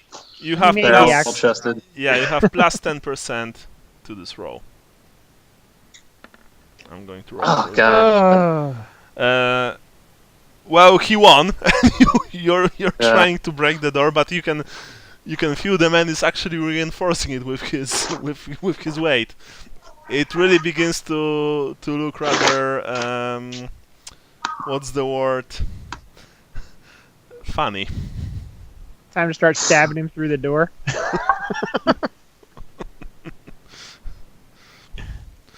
Of course, he's constantly screaming at you to get away, to just leave him alone. I don't know you. I didn't do anything to you. Just leave me alone. Can I try again? Yes, you can. Hey, there we Nice. It's 2 full successes, so that probably means yeah. You've managed to break the door this time together with Leopold. The door essentially just broke in two. Dobe flew back. You can see that he is a large man, a typical man of the Doodkanal, essentially. Heavy, fixed man. You can see that he has a bright red vein pulsing from his swollen neck, and his eyes. He's got a swollen, bright red wang. Is that what you just said? Vein. I know the first time he said wang. So. Well, perhaps he has. And Now you know why he didn't want to let you in. Yeah. and his eyes bulge wildly. He wears a canvas shirt and breeches, stained rust red. Actually, funny, he wears very good looking shoes. They are quite nice with a shiny silver buckle. Hey, Sally, let's take his shoes. He also is holding a hammer in his hand, even though he's laying on his back. Both of you are inside. The interior, well, actually, it's only a single room. Contains very little. You quickly assess the place. There is a low pallet with a dirty blanket, and an upturned crate, probably which he probably uses as a table. There's a candle, some empty beer bottles, and essentially that's it. It's a poor, depressing place. Dobe is laying on his back, but he's slowly getting up, of course cursing constantly. All right, Leopold, let's hold him down quick and make our point while we still can. Hold him down. Okay, you don't have to roll for anything. If both of you are, holding him down. Holding him down. It's probably a better idea to just point a sword towards his throat. Yeah, that's what Leopold would rather do, is just pull a sword and stick it in his face. All right, so yeah, you point your sword towards his face. Of course, the man immediately drops his hammer, puts his hands up. Please don't hurt me. I don't know you. I didn't do anything to you. Please don't kill me. Let's start with those shoes. They're yours. Take them. And he takes off his shoes. I'm not going to take too much time explaining this, but these shoes are going to save your life, my friend. But you need to get out of town. Very, very well. So you're not going to kill me? Thank you so much. But somebody's going to think you're dead, so cover your face as you leave town. And a lot of people want you dead. There's a big price on your head. You see that the man is essentially, he went from blood red on his face to ghostly pale. He nods at you, and he also looks at you like you're the best person in the world, that you're not going to actually kill him. At both of you. Thank you so much. I'm going to leave right now. Thank you. Do you have any tobacco? No, I don't. I still have some beer in that bottle to the left, and he points at one of the bottles, standing on the upturned crate.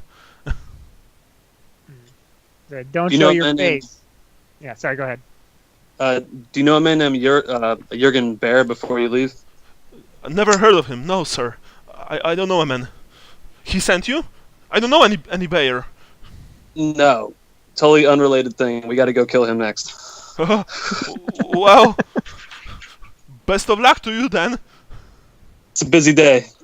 Now get the fuck out of town. I will. All right. You've got his shoes. Essentially, he's waiting for you to leave his place, and he's not going to stand before you do, because he's not sure that you're not going to kill him. It works like that. Yeah. time to go. Okay. All right, let's go. Yeah. Before you meet with Buisman, let's take a few minutes break because I need to make some coffee, okay? Sounds Okay. great. Cool. I'm gonna find some tobacco before this session's over. Good luck. I'm gonna go get some food myself. See you in a bit. Go. Man, I'm just having all kinds of fun today. Yeah, you and me both. Yeah. So I signed up for some art classes. I've been doing that on Friday nights. Yeah, how are those going? Pretty good, although I'm terrible, but pretty good. Yeah, it's just I haven't really done much since those two paintings. It's just a lot of setup. Yeah, that's the thing. Like, so I'm taking these classes, and like they want us to like practice at home and stuff. But like I tried to do it the other night, and like it's really hard because I mean it's an intro class. It's a drawing class, right? Because they want you to do drawing before they do anything else. Yeah. And like they've got you doing what are essentially technical drawings at this point. Like squares stacked on top of each other to get a handle on perspective. Mm-hmm. It's really hard to do that without an easel and stuff. Yeah. So. But it's been fun. I got a little sketchbook that's not little. It's the size of a regular notebook, but it's just kind of what I do all my doodles in. It's easy then. I can just sit it on my lap and work on stuff but Yeah. See, I'm not even up to that level yet. We for the first time did things with like curves last night. Not last night. Today's Sunday, right? Friday night. So up to that point, it had been like pretty much all cubes, and not cubes, but boxes and stuff. Like I said, because they were trying to teach you perspective and get used to doing the angles and that kind of stuff. But then last Friday night we started with charcoals, and shadings, and stuff like that. So yeah, wow. I think the biggest trick is draw what you see, not what you know. Yeah, and that's where I've had a lot of. In fact, that was one of the things we got talked about because the class. So I mean, it's done through a community art center, but the guy teaching it is actually a professor of art at Georgetown. And that was like the first thing he said. He's like, when especially he was like, you're going to look at this and you're going to think, I need to draw these lines parallel, but because a box is parallel, but these are not parallel because of perspective and that kind of stuff. So, yeah, that is giving me a lot of problems on my end too, because like I just want to draw, like I want to draw things the way I know they are, not the way they look. Yeah. Have a lot because I'm a super big math person, right? So like it's hard for me to not draw a box with the lines parallel and equidistant, and because that's the way they're supposed to be. Well, if you do like technical drawings with like a ruler and stuff, then it kind of feels very mathematic, and it actually becomes mathematic when you're dealing with multiple images because everything's then ratio based and right. And stuff. I've actually been playing because like they just recommend using a stick and kind of like a skewer and just kind of like gnawing your fingernail in for your ratios. I've had a little bit better luck with using an actual metal ruler because I basically my thumb moves too much and stuff, wiggles too much, and so I can just remember, okay, this is X number of points essentially. Yeah, and drawing those perspective lines just real lightly to kind of create a grid. Like I know some people that create, it looks like an entire mesh of a net, and then they just kind of go in and use that. Yeah, well, I remember one of the reasons I never got into art more, and I mean, this is a personality thing, but as a kid, like I would check, because I really wanted to draw well, and I'd check these books out from the library, right? School library, public library, didn't matter because they were all essentially the same. And they're doing that, right? They're having you do all this other stuff, and I was like, no, I just want to draw it. Like I couldn't wrap my head around that. No, that's how you draw it. You don't just sit down and draw. Like if you're working on a comic book or whatever, like you don't just sit down and draw Spider-Man, right? You have to do all this other stuff to get to draw Spider-Man. Yeah. See that's actually where I'm trying to get to. Like I would like to draw a comic book, but I'm very good at drawing what I see. I have a lot of trouble just envisioning something and drawing it. So like I'm very good with technical drawings. Yeah, I've always been the same way. Like I have very little actual creativity, if that makes sense. And like even in so prior to being a lawyer, I was a computer programmer, and like if you told me write me a program to do X, right? Like I would knock you out a great version of that. Like it would be very, it would have, very compact, efficient code. And so there's a creativity in its own right to that. But that, it would, that's what I would, do. But if you told me, okay, propose a program to write, I couldn't tell you, I couldn't come up with a single idea. Yeah. Like it's that and figure drawing, because like figure drawing, for one, we've been genetically encoded to be very, very good at identifying like faces. Mm-hmm. So if you have just like the smallest error on a face, like ratio wise, it sticks out like crazy. Mm-hmm. And that's especially hard when, I'm not good at drawing things out of my mind. So I can tell when things are wrong, but it's hard to get them right. And so in fact, in this most recent class, there were two different options you had to draw. One was like some cubes and some pyramids and some spheres, right, under a light, and the other was a mannequin head. And I mean, not like those styrofoam heads that you can buy. It was one of those, and I chickened out a little and did the cubes and the pyramids and the spheres, but I went to the restroom at one point, and because one of the things I told us is you won't have a lot of time to do the head right. It's more we're concerned about you doing the shading today.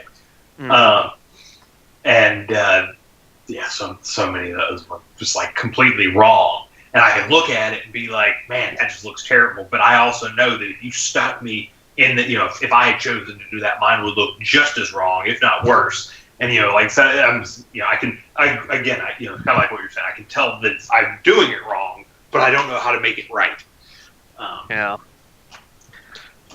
I've seen some like comic book artists where they almost break facial features down into like flat planes and blocks in order to build at least the structure, and then they would kind of go in and do the detailed stuff to make it all unique.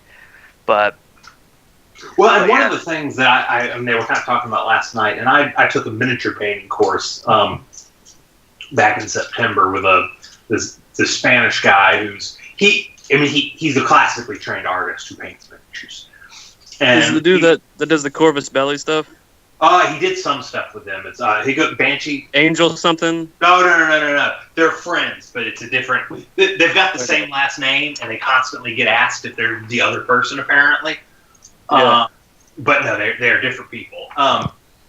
But he sat down and one of the classes I took with him was a freehand class, and he sat down and did with acrylic paint did a human face from just his own creation. It wasn't based on anybody. But and they were kind of showing us this Friday night too. So it seems like so much of the way a lot of people anyway do it is it's almost like they paint in the negative space. Like they paint the features by painting the non-features, and the features kind of create themselves as a result. If that makes sense. And that is even harder for me to wrap my head around, to be quite honest. But it makes a lot of sense, Like you don't draw the line like around the face or the figure. You like put two colors against each other that'll create the line for you. You know what I mean? Like when I was watching them on Friday night out in the art class I'm taking, instead of painting. I'm here. Sorry. For example, the lips, right? They painted the shadow right under the lip, right? Or not painted, charcoaled in the shadow under the lip, right? And then, or for the top of the head, they painted the. I keep saying paint. They took like the white charcoal and did the very top of the head in that, and then kind of just blended it, right? So that, they're not actually doing the like I said, the lips was a really great example because between the cleft on the upper lip and the under, you end up with a lip, but nobody, but he didn't draw a lip. They're drawing in values, not lines, essentially. Yes, and that's actually, he kept talking about values. Okay. Wow. Okay, so you guys have Dobbe's shoes. You're making your way back to Hugo Buisman. Lucas, do you still want to sleep or do you want to do something? Just wait for the them. only thing I want to make sure is I want to replace my hatchet. So if I can go out and do that, or if I've already done that, I don't know. I don't know exactly what happened. Okay, you want to buy a new hatchet, right? Yeah, and so this would probably be a good time for me to go do a little shopping. Okay. So we don't need to role play that though. If you just want to tell me how much it cost me and role play. Roll for gossip if you can. Okay. Let's see. Gossip. You found the shop. The hatchet costs 13 gold crowns. Okay, I'm just gonna. He's not gonna try to haggle or anything. Actually, he's gonna have to because he doesn't have 13 gold crowns. So 13, not 30. Yeah, he has 7 gold crowns. Okay. That might be a problem then. Okay. Well, in that case, you can buy you can buy a poor quality hatchet if you wish. Do you have a hatchet that might be kind of like a broken hatchet even? No, the hatchet his hatchet shattered. Yeah. Is that what I was thinking? I was thinking it went overboard, but either way. No, it exploded when the guy blocked your hit or something. Yeah. Do you have anything to trade? I mean, you got something. No, I'm pretty low on supplies. Okay, in that case, never mind. In that case, I'll just sleep it off. Okay, so just talk to Sally later. So you return to your room and continue to sleep. All right. Yeah, or just kind of whatever. Yeah, Vincent. Unfortunately, you're still being taken care of. You have strange dreams, some of which we'll probably speak later. You and I. Other than I didn't realize Lucas didn't have a hatchet before. Otherwise, I would have picked him up one. But other than that, Vincent, nothing is really happening. You're just being taken care of. All right. Yeah, sorry for that, Jason, but no, it's fine. Yeah. I can't really do anything else. Okay, as for you guys, you return to Hugo Buisman, who, as you approach his alley, emerges sinisterly with a sly smile on his face. Welcome. So, you've done the job? I hand him the shoes. Yes, that will do. So old Dobbe is no more. Good riddance, I say. Now, for my end of the deal. Alright, look. Oh, by the way, you want the shoes back? I don't really need them. Is there like a clothesline or something we could throw him over? No. Lamppost. Well, if you don't want them, then I guess I can take them, but whatever. If you have evaluate, Sally. They sound like nice shoes. I have no need for shoes. Oh, yeah. Very well. Leopold, cheap-ass Leopold. Yeah, cheap-ass Leopold. What he said. Cheap-ass Leopold doesn't. They're not even my size. They have silver buckle. Oh, silver buckles. Okay, I pry off the silver buckles. All right, And you put 'em pry in off the the pocket. silver buckles. You see that Weisman actually tries the shoes. Oh, they actually Mhm. fit. Who knew? Well, anyway. Look. Can I have those buckles back? No, of course That's he doesn't say that. Even without those buckles, these shoes are quality essentially. So the buckles, you wouldn't be surprised if the buckles are actually less worth than the shoes themselves. All right, look. I didn't know the fella personally, all right, but I seen him in the boatman few times. Sometimes with some other fellas, don't know who they were. I heard he ran with a crowd of blackguards in the sewers, but I don't know anything about that. Recently he's been alone, but you might have a bit of trouble finding him. Paid his penny to more now. Last I saw him he was floating face down in the canal. Gang of thugs called the Hounds beat and robbed him. Must have been 2 days ago, maybe more. You confirm that? I can get you to their place. They own a den on Crab Lane. Let's say for a penny. Wait. What? Oh, this story is so lucky you guys didn't take me. Yeah, I'll pay another penny. All right. Follow me. Oh, by the way, they open after dark. It's essentially a gaming den, you know. They are Run by the Hounds? They are closed at day. They open after dark. Yeah, they are run by the gang called the Hounds, and the Hounds are led by, if I remember right, some guy named Pim, I think, Pim the Groot. What time is it now? You tell me. I think it's early afternoon, I believe. Yeah, well, if it doesn't open till night, maybe we should get Lucas and come back later. Yeah, we can meet you by the docks. Well, he can show us where it is, and then we'll come back. Yeah. All right, so we'll meet at the docks after dark, right? And I'll get you there. Sounds great. Very well. Very well. All right. So enjoy the shoes. I will. They are very comfortable. Okay, let's go to the docks, and I'll see you guys later. Yep. All right. He takes you to the docks. He exchanges a few words with a shady-looking boatman there, and the boatman agrees to take you to the Dancing Octopus for 5 penny from each of you. For 5 pennies from each of you. Okay, I got it. His boat is fortunately a bit more sturdy than the raft which you used to get here, but even so, it's still rickety as hell. So, you know, in less than an hour, you're back at the inn. Oh, by the way, the den, as this the Hound's Den, as this place which you're looking for is known, is opens at 9 o'clock at night and closes around 4 in the morning. Just so you know.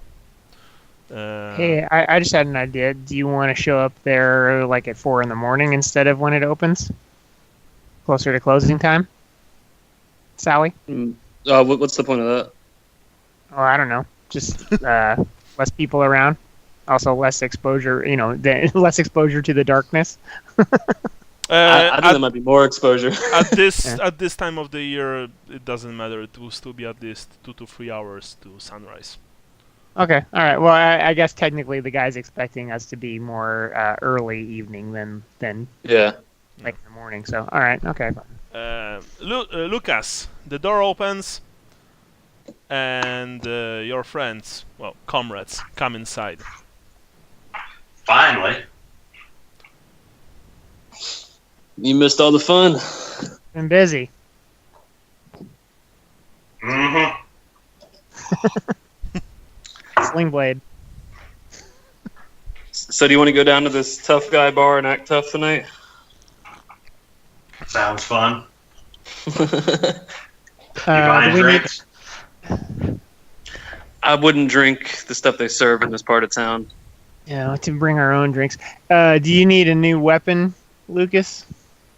Or do you have weapons? Yeah, so he picked up a club, but it's not really kind of what he likes. I could always go for a new hatchet. Yeah, let's stop at that dwarven. Or no, that's not even around here, is it? No, that's over by the embassy. Yeah. Let's see if we can. But you have a club for now, so if we don't pass the place, you'll be fine for at least tonight. Yeah, we can do that. Okay, we'll look for a place down on our way to the docks later, or around here before then. Remember that you still have your room reserved till the next day. I mean, Right. next morning. So I was going to suggest that maybe we take our excess cash and lock it in the room, hide it in here somewhere. Right up a floorboard. Yeah. Yeah. Can we like search for a good hiding spot? I don't know if evaluate will be. No, that's in determining. Just things. roll for perception. Okay. Hey. All right. Where's my perception? All of I'm gonna us. set it right here. On the Those nightstand. who want can roll. All right. Lucas, you found the best place. Okay. It's in my wallet. Yes. No, I'm just kidding. No, it's under a few boards. You know. Yeah. It looks pretty safe. So. Okay. I want to if it's in a position where it wouldn't look awkward, I want to put something over the floorboards once we put them back down. All right. Yeah. No problem. Even if it's just my a own pile of personal dirty clothes clothes in or there. something. Okay, so what are you hiding there? Like, My own personal funds. okay.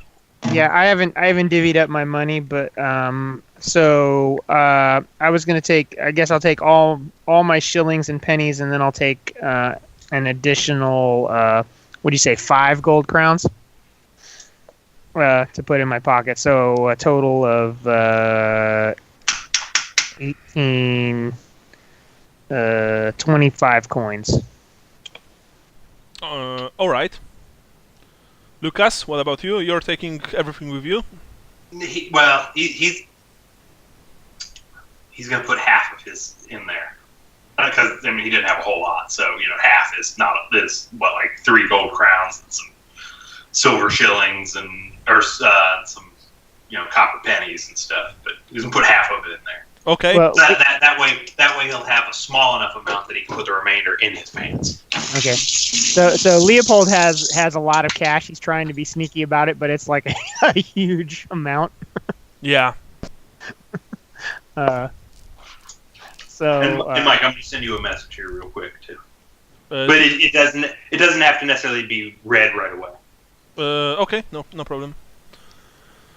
You can always write me in Messenger if you want, guys. Yeah, that's what I'm doing. Okay, cool. So I'm going to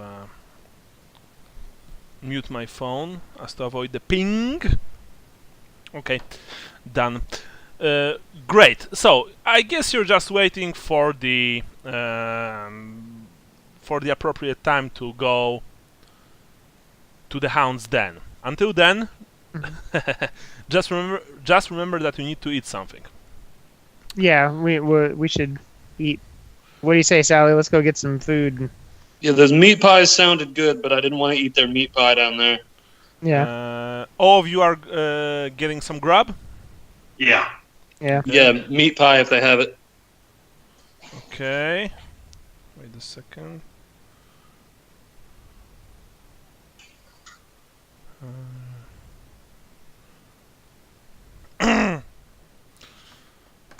Sorry, I'm going to roll for your food.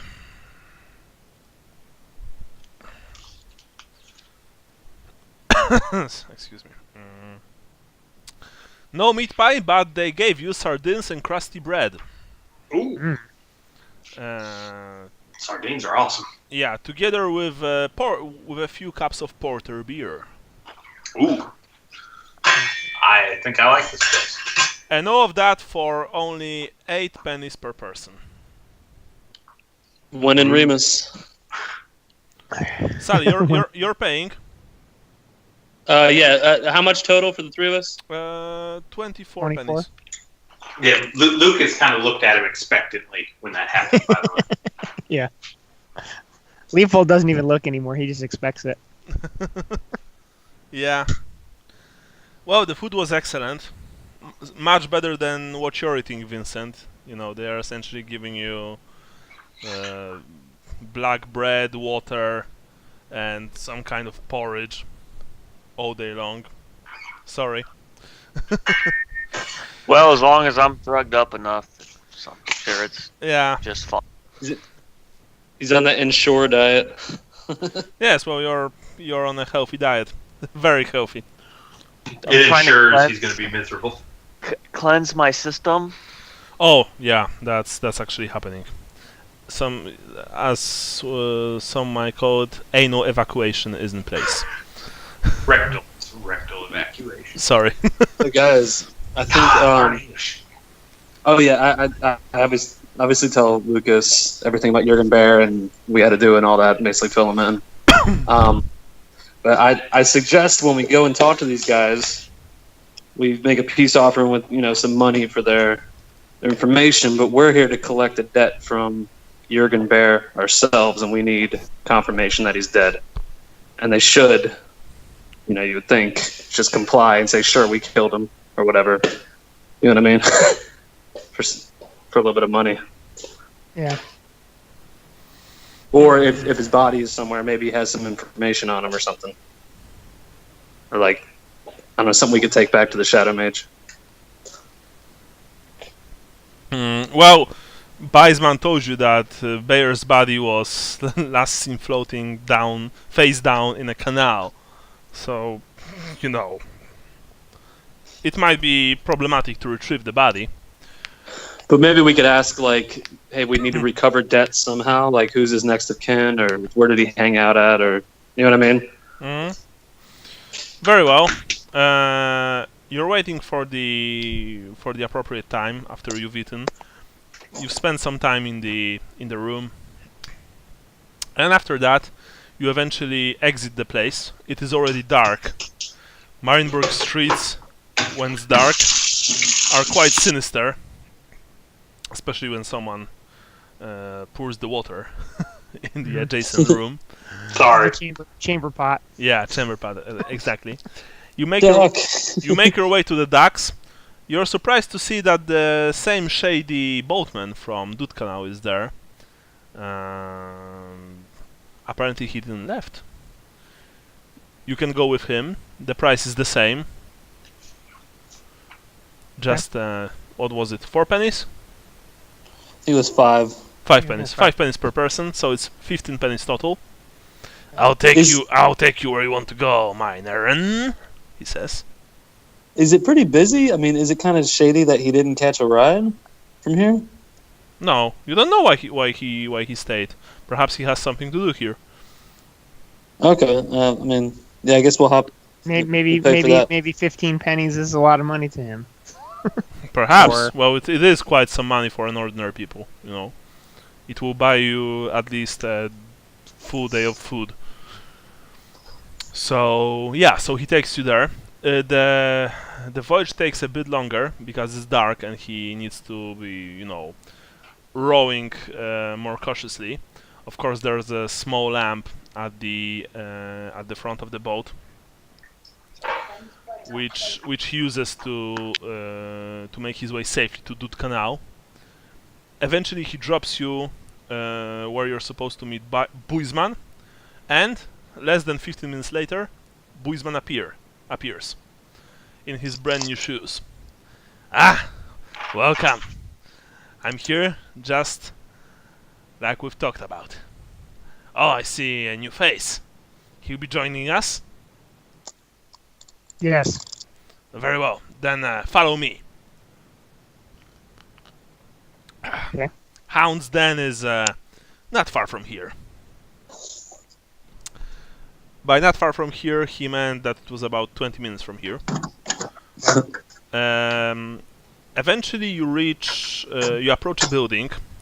The den is actually not large, and well, first of all, the gambling house is rather easy to find. First of all, it's a squat building crowded by a dyer on one side and a chandler on the other.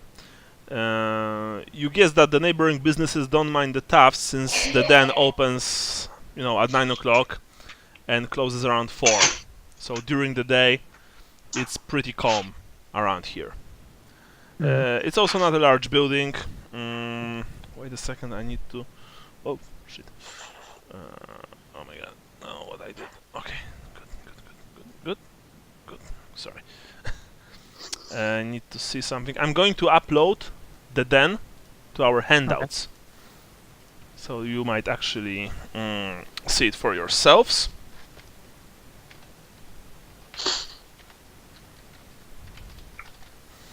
Man,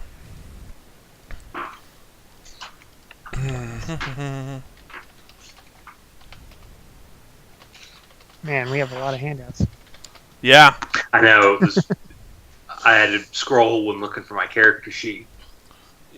Yeah, but I've categorized them, Yeah. But it was it was all the way down towards the bottom. I can bring your sheets back up if you prefer.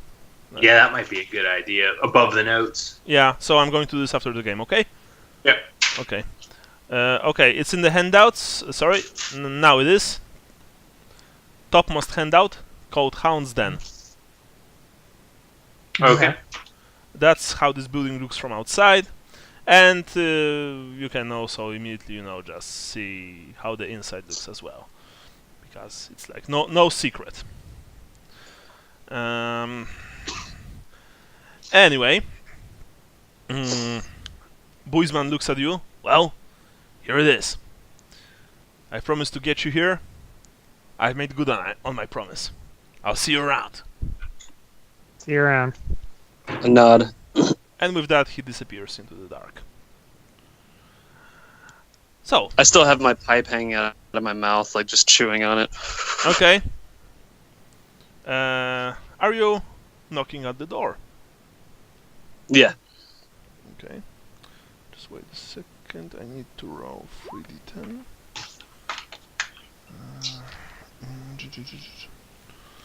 Okay. First of all, you can hear that there are quite a lot of people inside.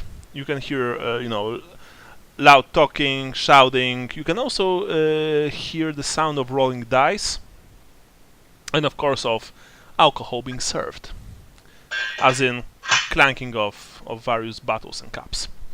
You knock at the door.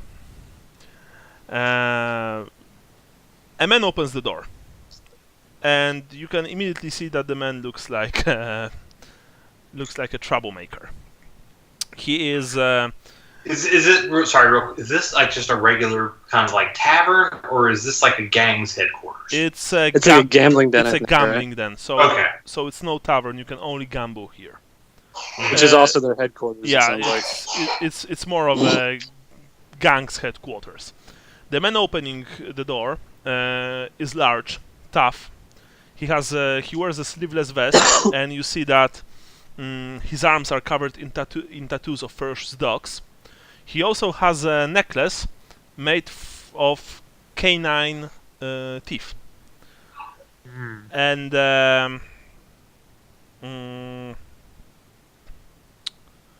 I see what he did there. Yeah.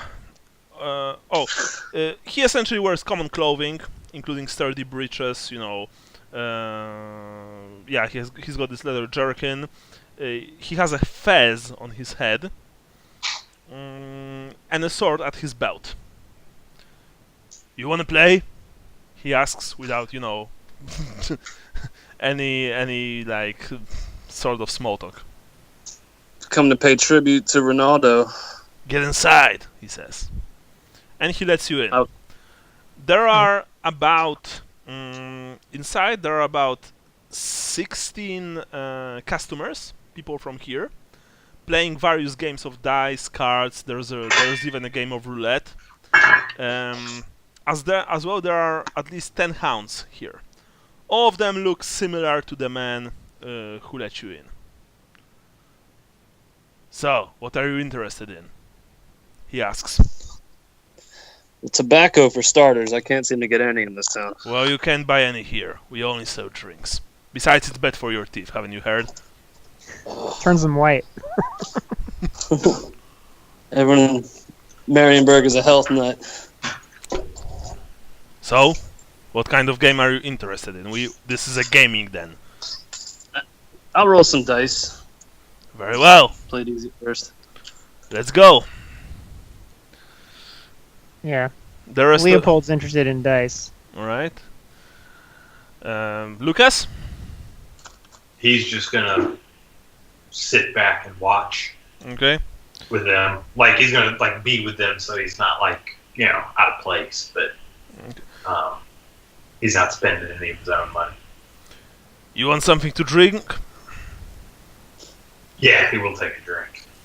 For 4 pennies, I'll give you a bottle of beer. Yeah, I'll do it too. Put it on my tab. Very well. Newcomers need to pay up front. So 3 bottles of beer. We'll start with that. That's 12 pennies. Okay.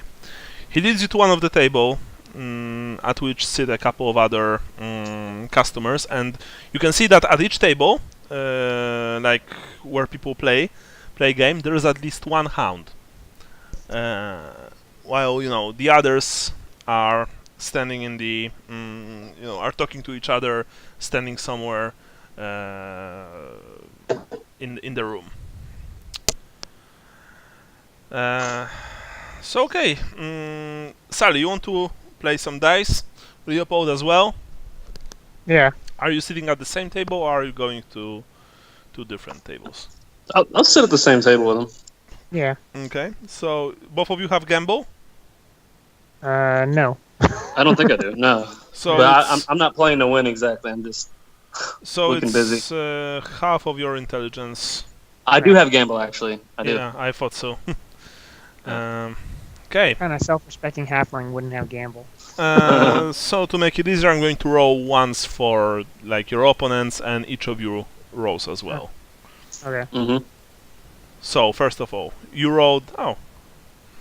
Okay. Oh, What do you want me that's, to roll? that's Nice. not. That's. No. Oh no, it is less than half. 7-Eleven. 7-Eleven. Roll, Sally. You've won.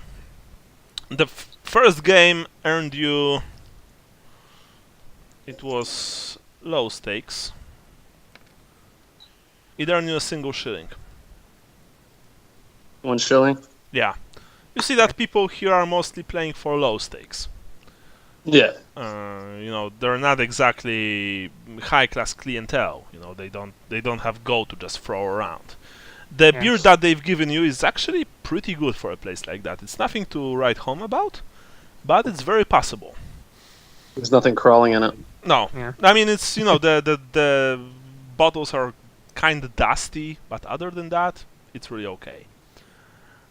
You also see that the hounds are quite chill for a gang. They just mostly observe that people don't cheat and don't make any trouble, and other than that, they just keep to themselves. You guess that the den is just more lucrative to them than robbing people who visit them. Yeah. All right, another one, asks the hound sitting at the table. They also take part in the game, but they also act as referees and Yeah. people who organize the game. Who's in? Who's out? I'm in. Very well. You're out. No, I'm in. Right. Let's play for 2 shillings. He says. All right. Okay. So roll.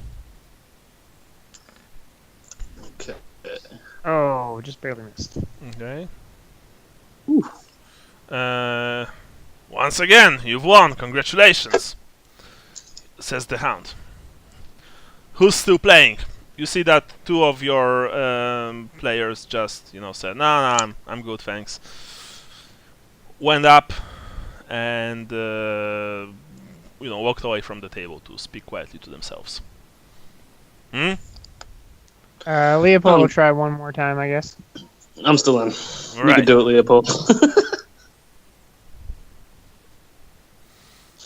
Roll. No, I totally fail. Okay. So Leopold, now that he's actually lost money, Yeah. he's out. Right, Sally, you and the Hound are still playing against each other. So that was 2 shillings. and you continue to roll because it's a draw right now. Oh, it's okay. Yeah. So nothing yet. Ooh.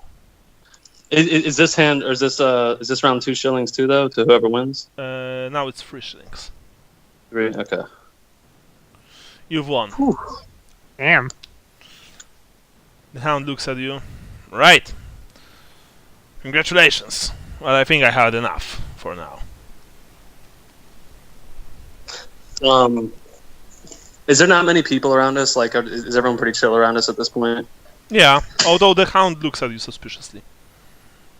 I don't want to make a scene, except maybe to the dealer. But I'm going to put 2 gold down. He looks at the So I wanna gold. Wait, what? He looks at the Yeah. gold. He looks at you. What's that for? Leopold goes like, "What the shit?" like to Doesn't speak say to somebody in charge. Wait here. I mean, well, trust me. Wait here.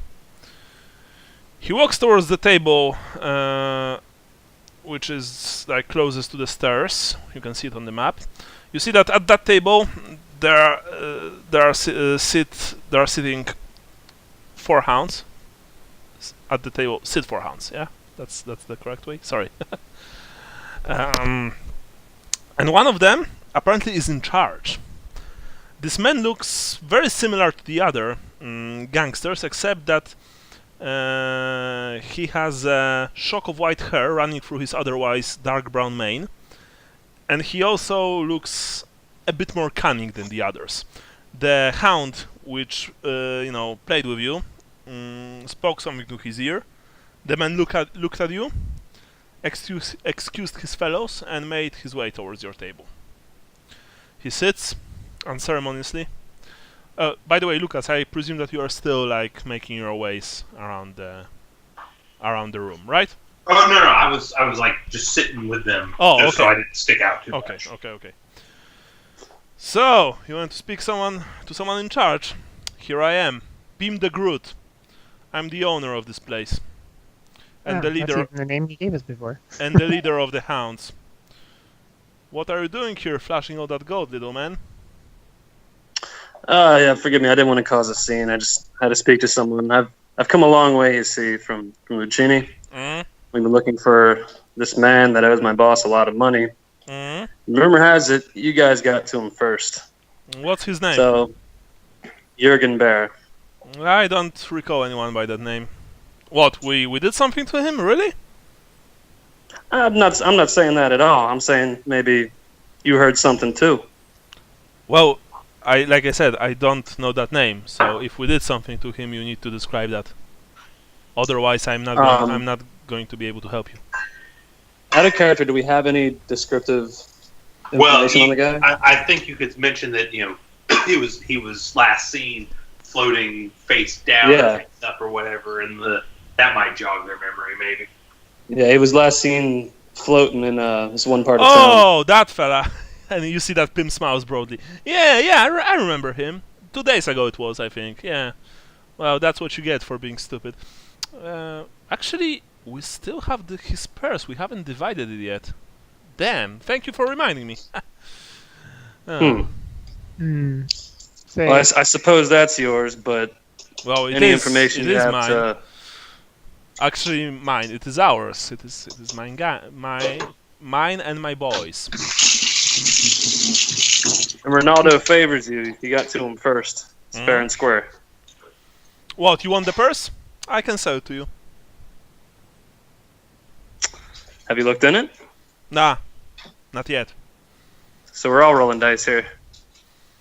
What's your price, man? 15 gold crowns, and it's yours. 15 gold crowns? I look at Lucas and Leopold. That sounds fair enough. At least this way my boss can say I came back with something.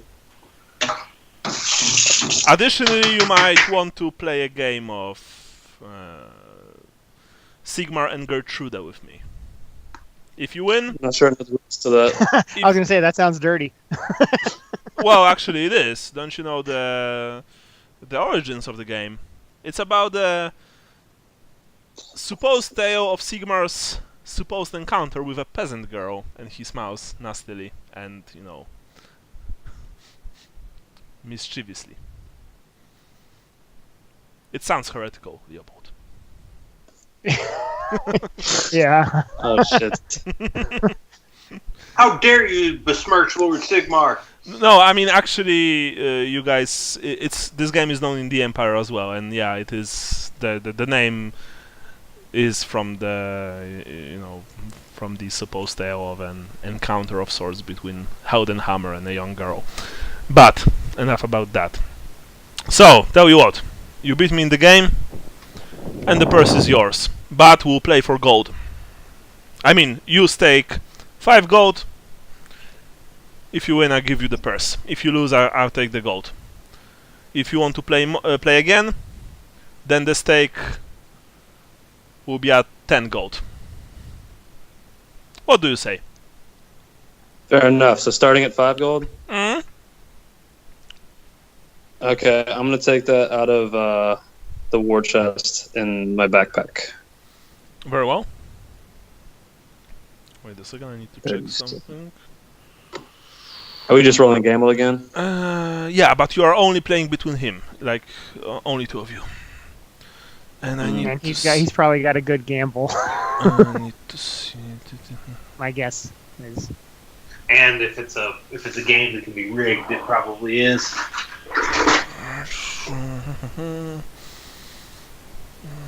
Which would I further. figure it's gonna be expensive, but Okay, let's roll.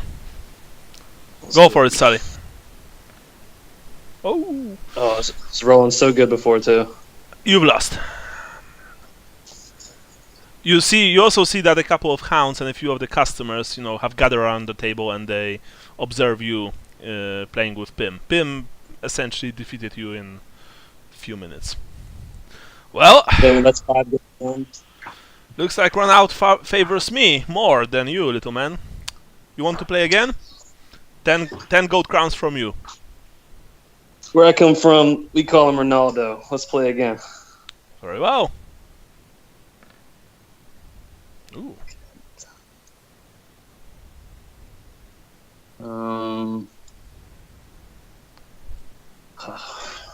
Yeah, you've passed. This time the game took longer. It took 20 minutes, but eventually you've won. Pim was like, "Ah! Damn, that was a good game." You have a pair, Halfling, I'll tell you that. Anyway, Rob, bring the pairs of that drowned man from 2 days ago. Our little friend here earned it fair and square. Yeah, it's unfortunate you can't swim. Come so far, I wanted to talk to him myself. Well, if he was so stupid as to, not wanting to give us what we asked of him, then he probably would not be able to tell you anything interesting. What is that noise? It's Rob. It sounds like dinner preparation. It's Rob searching for the purse. Eventually, the hound named Rob returns, and he carries a small purse. He places it right in front of you, Sally. "Here you are, Halfling," he says. Thank you, sir. Just for shits and giggles, what did this guy owe you guys? He didn't owe us anything. It was a mugging. Oh, Ah, I guess he did owe you technically. Well, yeah. He didn't want to let go of his belongings, so he paid the price. Anyway, the purse is yours. If you want to continue playing, be my guests. It was a good game, Halfling, says Pim, and shakes your hand. I shake his hand with my fingers crossed. Yeah. With that, he returns to his table and and returns to chatting with his men. Well, gentlemen, should we retire? let's retire. Sounds good to me. So am I up to 5 gold technically now? Yeah, you've lost 5 gold, essentially. Well, I lost 5 round 1. Round 2 was 10 gold, which I won that hand. But I got the purse. So do I just get the purse? No, I mean you keep the 10 gold because you won. So you keep the 10 gold and you've got the purse. Yeah. Plus you've earned what? 3 shillings, I think? Something like that? Yeah. Leopold lost 1 shilling, correct? No, you were playing for... You went 3 rounds. Yeah. I actually got... And you've lost all 3 times, 6 so... shillings. Round 1 was 1 shilling. I thought I won 1 time because I rolled. I did roll under, but my first time, the first one, I. Yeah, but the question is, did anyone else roll higher than you? Because there can be only one winner. So I guess my guess is that Sally has your money now, because he won all 3 rounds. Okay, I get you. Yeah. So then it's a business expense. I'll pay you back. No, that's fine. So I lost 3 shillings. Is it? I think so, yeah, because you weren't there for the last round, so yeah, you're 3 shillings short. It's like 10 p.m. right now. Do you guys open the purse here or head back? Remember that it's dark and it's Doodkanal. I think we open it when we get back. Yeah, I agree. Okay. Well, the main reason I would object to opening it when we get back is just to see if there's anything inside it that, because we don't care about the money, we care about the information, if there's any information in it. So my feeling would be to figure out if there's anything other than money in there that we want to save out, and then if the purse gets stolen after that, who cares? We could go back to the embassy and open it on the boat when the only guy we got to worry about is the boatman. You guys are just worried that we're going to open it and they're going to want what's inside it before we even leave the place? Is that it? Not necessarily them, but maybe somebody else as well. Yeah, I don't want to count money here or anything like that. Well, that's just it. I'm not talking about counting First of all, you can feel that there are only a few coins inside, and small ones. Definitely not gold. But you can feel that there's also some kind of paper there. Yeah, Leopold wants the paper. Okay, let's open it up then. Plus, they're not going to let us get robbed here. You know what I mean? Yeah.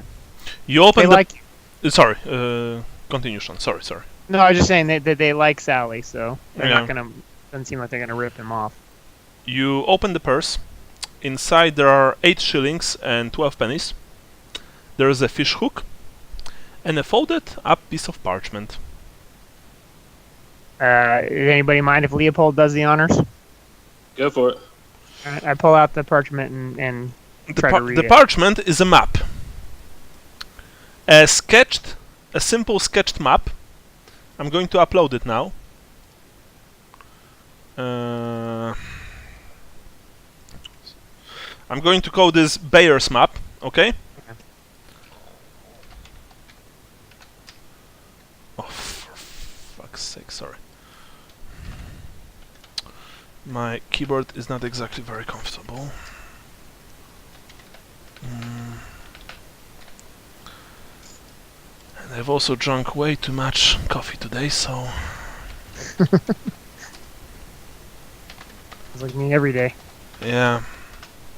I'm addicted. You know, I don't even pretend that it's otherwise. Okay, it's called Baer's Map, and I'm going to drag it to the handout section right now. It's above Hound's Den. That's what it looks like. Burnt bakery. Essentially, the map refers to... well, it refers to burned bakery. Looks like maybe some kind of tunnels that go in. Maybe we could find a bakery that burned down recently or something and start from there. You guess that actually burned is probably from a name. Yeah. Ah. Yeah. Okay. It's actually a name that can also be found in the Empire. Yeah. Well, it's like a surname. I was thinking surname, like it burnt down. No, it's burnt with a D in it. Yeah. Yeah. Although it looks strange because even given the rather unique architectural anatomy of the city, so to speak, you can see that this map doesn't really make any sense. Everyone roll for intelligence.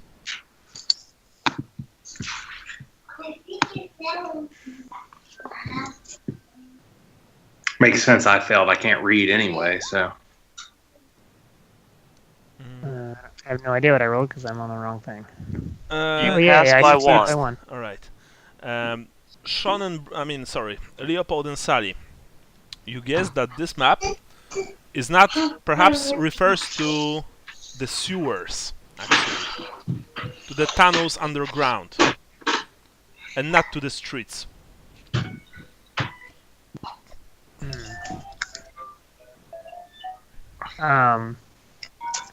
Dare we ask somebody before we leave if there's a burnt break bakery in town? Nah, I don't want anyone to know where we're going. Okay. All right. Well, let's get out of Dodge then and get back to the hotel. So you. And I fold up the map and put it in my. I put it in my shirt. All right. Very well. Who takes the fish hook? I leave everything else in the purse. I don't want it. Okay. Yeah, I'll take the purse with the fish hook in it. I'll figure out a use for it later. Okay.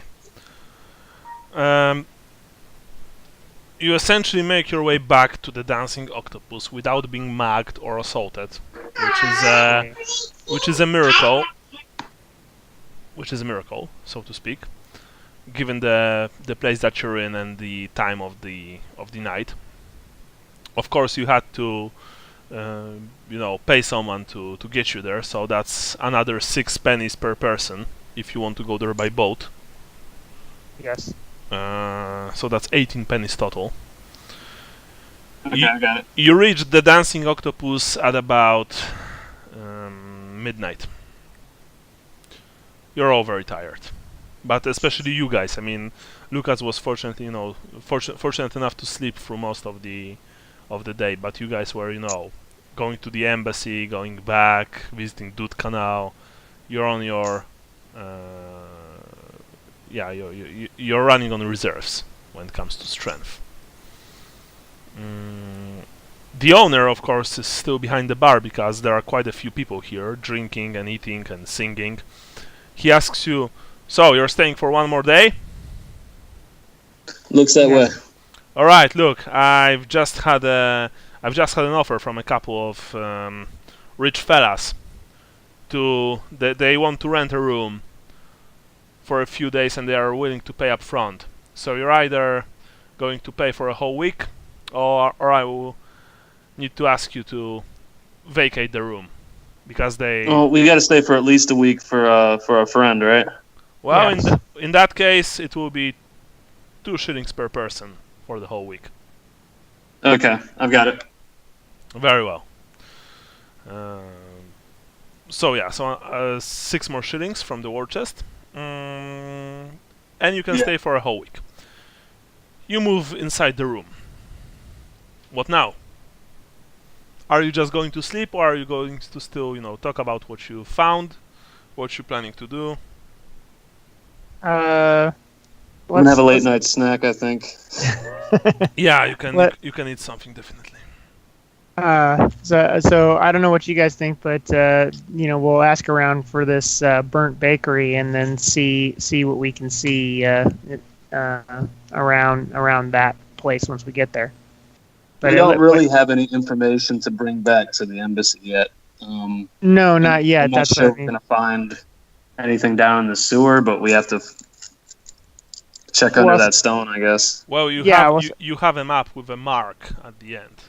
Right, that's what it looks like. It looks like if I'm reading this map, it looks like the entrance to wherever we're going is in the burnt bakery, and then we go through these rooms or whatever they are until we get to the X.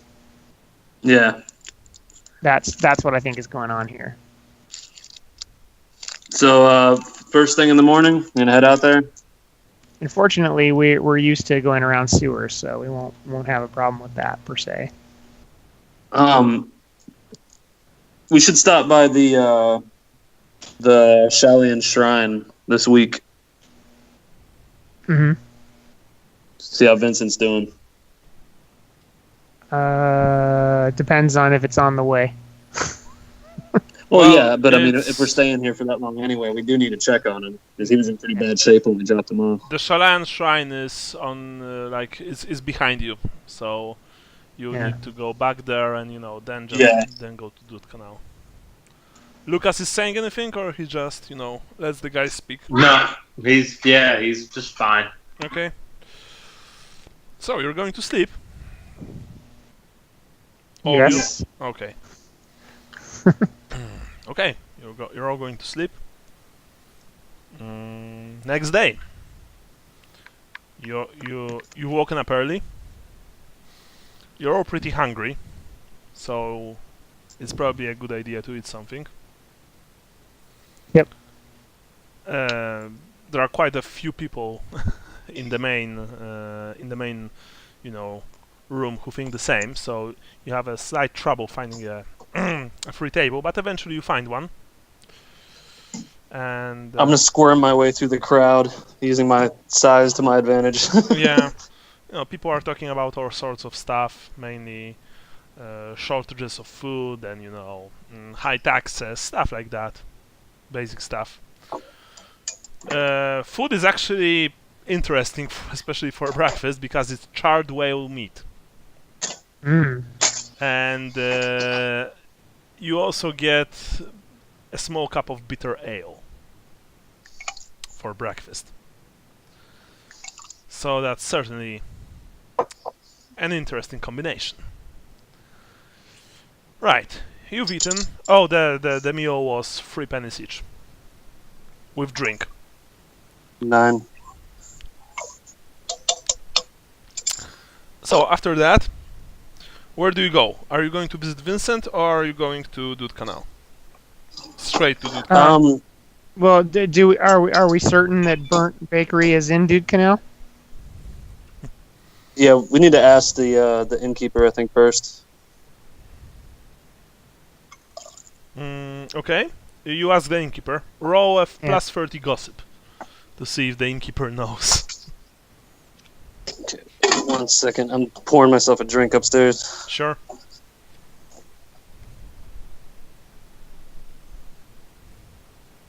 He made a red hot apple cider. You know, like the red hot candies, like cinnamon. Oh, okay, yeah. Yeah, it's pretty amazing. Got a whole pot of it. Nice. All right. You said plus 30 or minus 30? Plus 30. Plus there. Plus 30. Plus 30. Oh, wow. Okay. Shit. Yeah. He looks at you. Yeah. I've heard about the place. The Burns own a big bakery in Doodkanal a few years back, but then I've heard that they've deserted it. Did it burn down? He looks at you like, it's not really funny. No. Yes, it burnt down. From what I've heard, it didn't. Their bread was well known in the southern parts of Marienburg. Damn shame. I used to eat their pastries myself. They were very tasty. Yeah, you can find it in Doodkanal. It's like a quite famous landmark, so to speak. Although I don't even want to know why do you want to find an old abandoned bakery. It's not my business. For the secret recipes, they might still be hiding there. I don't think that there's anything there except mold, dust, and broken dreams. Well, anyway, he says, if that's all, I have a few customers to attend to, so excuse me. And with that, he goes to attend to his few customers. So you know that the Burnt Bakery is in Doodkanal. Alright. What say you fellas we go to visit the Burnt Bakery? Lucas, do it. Lucas is apparently, too cool to speak. Nah, sorry, I just got 2 kids in the background making a ton of noise. No worries. Yeah, no, he's fine. just going along. Go on after with the rest of the gang. Okay. Yeah. Are you visiting Vincent first, or are you going straight to the Doodkanal? Vincent is not far from here. He's on the adjacent islands. So Okay. so it would take you probably less than an hour to go there and return. That sounds like we have enough time. What do you fellas think? Let's check up on his progress. Lucas is fairly indifferent. Come again. Sorry, Andy. Something broke up. Lucas is fairly indifferent. Okay. I regret not checking in on Genera more. So Yeah, I figured as much. We can go check. We can make sure he's. Well, actually, it's probably beneficial for us to check and make sure he's not dead already. So make yeah, sure they're not refusing him medical treatment due to money or something. well, there could be that as well. But yeah, so let's go pay him a visit. Just make sure he's still alive. Very well. You make your way outside into the cold Marienburg morning. You tighten your clothes around you because it's really cold, and you make your way towards the small Shalayan shrine, which is located in Rieksport. Mm-hmm. Eventually, in less than half an hour, you find the place. You were only once there, remember? And as you enter the place, of course, you are immediately hushed outside by a priestess of Shalaya who says that you can't enter with weapons, and that you should wait outside, and she'll fetch her superior, because that's how Shalayans roll. No weapons allowed in the holy place of their goddess, dedicated to their goddess. Ugh. Right. Do you guys want to stay out here and I'll go in, or does somebody else want to go in? We can wait for her Lucas to come doesn't out. really want to go in. He doesn't want to get sick. Yeah, no. Leopold is fine with waiting outside for her to come out. Before you can even like agree on the course of action, the somehow familiar figure of the Shalayan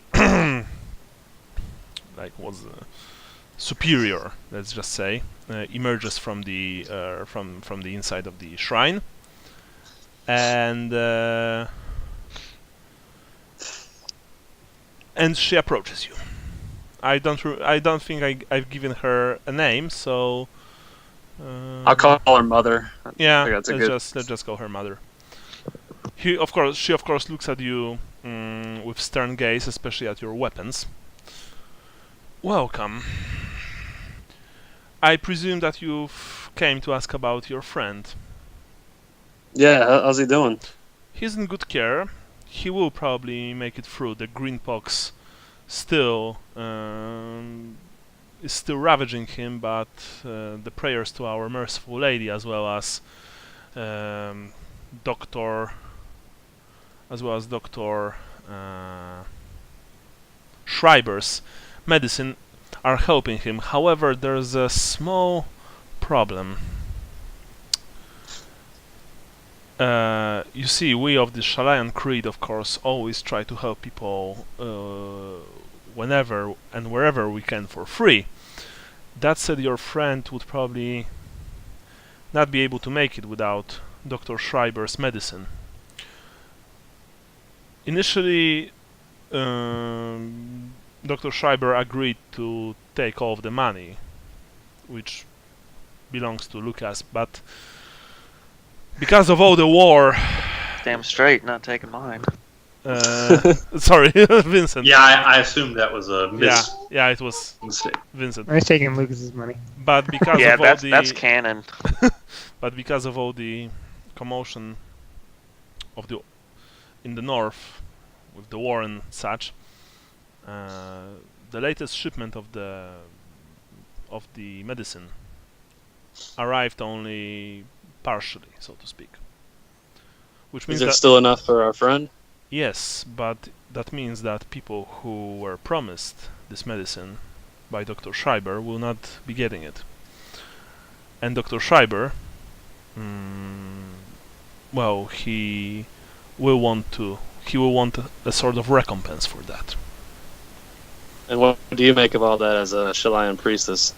Well, he's fully entitled to. I mean, we are helping your friend, and aside from prayer to Shalia, we don't want anything from you. Although donations are always welcome, but you don't need to pay if you don't want to. But Dr. Schreiber is also helping your friend, and without his medicine, he would probably be dead already, or dying. And besides, well, that's how this works. You pay for professional medical help. Right now he's in his house. He asked me to convey to you this message if you come here visit your friend. Has Vincent gone without medicine? No, he takes the medicine. He's still getting it. Okay. Without this medicine, he would be only getting worse. We don't have any miracle-performing priests in our small shrine, unfortunately. We can only pray to Shalaya for help, but I saw myself that sometimes prayers are not enough. And besides, Dr. Schreiber is an old friend. He helped our small hospice many times. So has the doctor discussed the price with you? He talked something about a couple 100 crowns. How much for the next dose? Well, we can't stop giving him doses. If we will, he will only get worse. No, I'm not suggesting that. I'm saying I could leave the amount that he asked for the next dose, and then go talk to him and give him the rest. Like, just so the treatment doesn't stop. Well, he needs to take 3 doses each day. One in the morning, one in the noon, and one in the evening.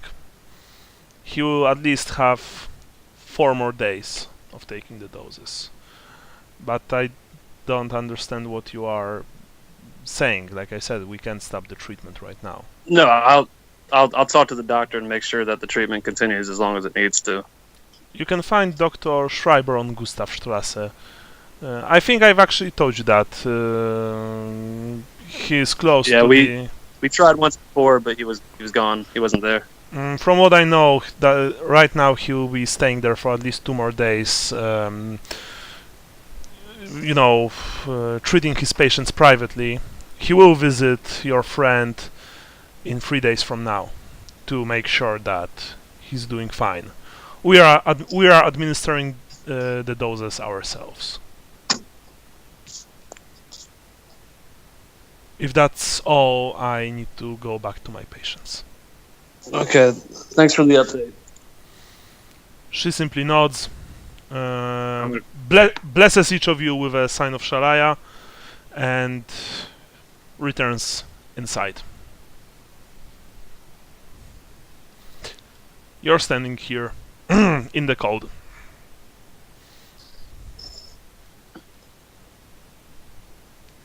All right, time to go. Let's go back to Doodkanal. Are you going to Doodkanal or are you going to Doctor's house first? Oh, you want to go to the doctor's house? He's by the inn, right? We're in the same district. He's on the same street actually. Yeah. But so we could stop back when we go to the inn tonight at his place. He's going to be there for 2 days. Okay, yeah, that's right. All right, let's go. Like, the important thing is they're not stopping treatment. That's what I was worried about. Was the guy's going to not give him any more medicine until we paid up. And how much money did he want? Several hundred. We're going to have a little talk with him about that. Figure something out. Maybe do a favor or something. But yeah, we can't do that. I don't think we have that.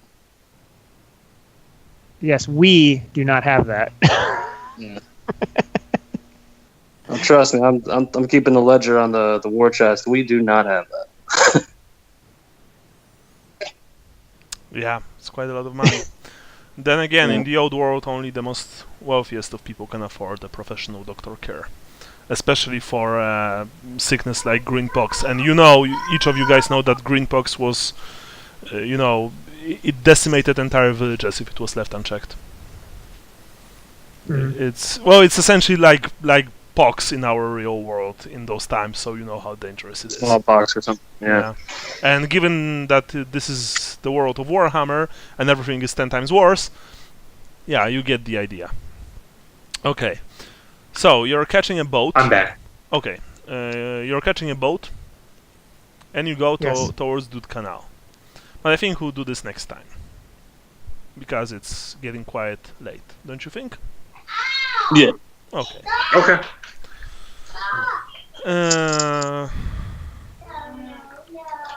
Everyone gets 60 points for today's game. Jason, just FYI, you probably have at least 1 or 2 more sessions like this. I'm sorry, but I can't do anything about it. Oh yeah, that's fine. It's understandable. I'll try and and make it up to you, like maybe some kind of solo session, something like that. Okay. All right. Sounds good. Cool. All right, 60 points to everyone. Jason, also you don't get anything for your character today, just those 60, right? Okay. Yeah, that's Yeah. what I expected. So now I'm going to tell about the rest of the guys. 10 points for each of your characters. Sorry. Mhm. For the places of birth, Sally, I'm going to give you 10 points because you've mentioned Tylee a few times today. It was nice. Yeah. Lucas, When in Remus. I don't think that there was any Talabeclan today, or was No. it? Okay. No, but I was sleeping it off for most of it. So Yeah. same with religion and probably all the rest too, quite honestly. But Yeah. it is what it is. Yeah, I mean, I get it. And Leopold? Yeah, I don't think there was anything particularly Wissenlandy. Wissenlandy today. I got one thing that I thought was very Wissenlandy. What exactly? The way he said that we should make sure that Vincent's not dead, as if it's just kind of like it's a possibility. Okay, 5 points. Because that's very kind of Okay. Okay, that's actually Downward. good. That's actually good. 5 points. Thanks, Vincent. You're welcome. Just give me the money. I'm not quite dead yet. Anyway, excuse me. Brian, you get 10 points for your religion. Sean, I would like to give you a lot of points, and I might give you a lot of points, but I was surprised that you didn't, scoffed at the Sigmar and Gertrude. Well, I game. just didn't understand. I thought he was asking him to go in the back room and do a little Sigmar intruder. So I So, didn't get it. that was even worse, probably, if that's what I think it is. It's like, yeah. It is even written that it's a well-known game in the old world, but Okay. it's kind of heretical. Like, I mean, not burn you at the stake heretical, but it's like, make Your it... grandmother's gonna get pissed. Yeah, Okay. exactly. Yeah, you did say that, but I just to me I was just taken aback by. I was like, what? Yeah. Me personally. Okay. So yeah, sorry. So I dropped the ball on that one. Yeah. Star sign, Brian. Righteous, fearless, merciful. I didn't want to kill Daba, Yeah. and that I was cool. That was went to very check on nice. Vincent. 10 points. Sean? Yeah, I wasn't too good. I mean, I took the guy's buckles, but that was only because I got sort of guilted into it. I tried to make a point of not paying for anything, and Yes. I don't think anybody picked up on the fact that Leopold has like 200 something gold stashed in the room, but he doesn't want to share it. No, we don't have that kind of money. All right. Actually, for that, I'm going to give you 10 points because that was very nice. Yeah, I like that. Doom, Brian. I said I felt guilty about Gennaro and wanted to look after Vincent a little better. Yeah, that was nice. That was nice. 10. Sean? I'm just trying to say, like, yeah, we need to go here, we need to go there, let's go yeah, here. Yeah, I like that you are, essentially just, hurried up. Yeah. 10. I will give you 5 for your halfling, Sally, because you were asking about the damn tobacco non-stop and Yes. about the pie. That was very nice. As for the ideas, I honestly don't think that there were any today. But because, prove me wrong, but I don't think that there were. He didn't like the angle about telling that the hounds that the guy owed me money or owed my boss money, and I just needed to check. Yeah, but you could just as well said that you guys killed that guy, so can we ask about his purse? I mean that didn't really amount to anything, because in the end you just you just had to like play with Pim anyway, or pay him to get this guy's money. But nice try. Okay, so that's it for today. Let's see. It was just a flat 60 for the game or 50? 60. 60. Okay. Usually I just give 60 for the game, unless it's a bit longer, then it's 70. I need just so you guys know, because you are so high level, at least for this campaign, I need to adjust a few things in this campaign. Otherwise it would be unbalanced. But of course we'll see how it goes, because from my experience, tinkering with Warhammer Fantasy Roleplay too much is usually a bad idea. Like for the players. Well, there's still going to be like the peon characters, right? Like the basic characters? Yeah, I mean, yes, of course. Everything's scaled accordingly. It's not like a beggar is going to stomp us out. No, of course. I'm not saying that everyone will suddenly be as good as you, but some swamp almost. But some adjustments need to be made. For example, with tests and with a couple of encounters probably as well. But it's not like a beggar will suddenly have 3 attacks. Instead, there will be 3 beggars. Exactly. Yes, exactly. That's how you scale encounters. Kind of like that. You don't give strong enemies. You just give 3 times more enemies. No, I mean, I would like to say that I'm kidding, but I'm not. Of course, it depends on various things, so don't worry. That's what I do, yeah. Yeah, it's not like I'm going to send an army of beggars towards you. For example, the encounter in the swamp, I didn't change a single thing. It was exactly according to the book. The number of guys and their statistics were exactly as they were in the book. So yeah. Okay, guys. Anyway, how does the 18th sound? Yeah. That works for me. Most likely, I'm probably going out of town on the Thanksgiving is the Thursday after the 18th. Okay, correct. The 22nd. Yeah. I'm going out of town on the 20th, most likely. But if that changes, I'll let you guys know. Okay. Okay. And if it gets pushed back earlier. Okay. Everyone's cool. Everyone else cool with 18th? Yeah. I think so. All right. So I'll see you guys then. And remember, Sean, Jason, and Brian, go vote on Tuesday. Oh, definitely. I'm not missing it. No lines in the screen. I already voted. We get early voting. Yeah, Virginia makes it ridiculously difficult. Like you have to send them like a doctor's note kind of thing about why you won't be able to go on election day. No, I haven't been to a polling place in years. Every election I mail it in. Yeah. I think only once in the last 10, 15 years I've had to actually take my ballot to the polling place because I forgot to mail it on time. We also had elections not too far from today, like not too long ago. Mm-hmm. Yeah. Is it a big one? No, not the presidential one. We'll have those in a year, I believe. We had the regional elections, and it kind of went okay. The main cities are in the hands of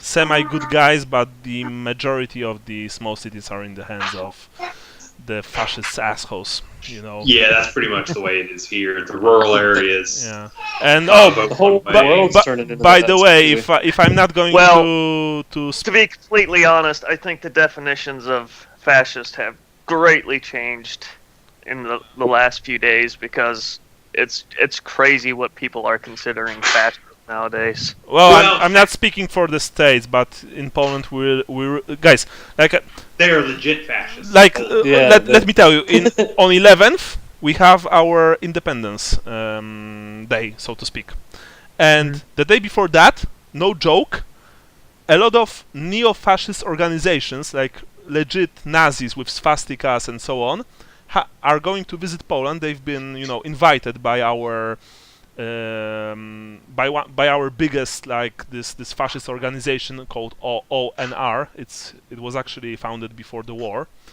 and there will be marches, there will be concerts. I can't fucking believe it that the country which was invaded by Hitler as the first will essentially host the biggest neo-Nazi party in Europe during its Independence Day.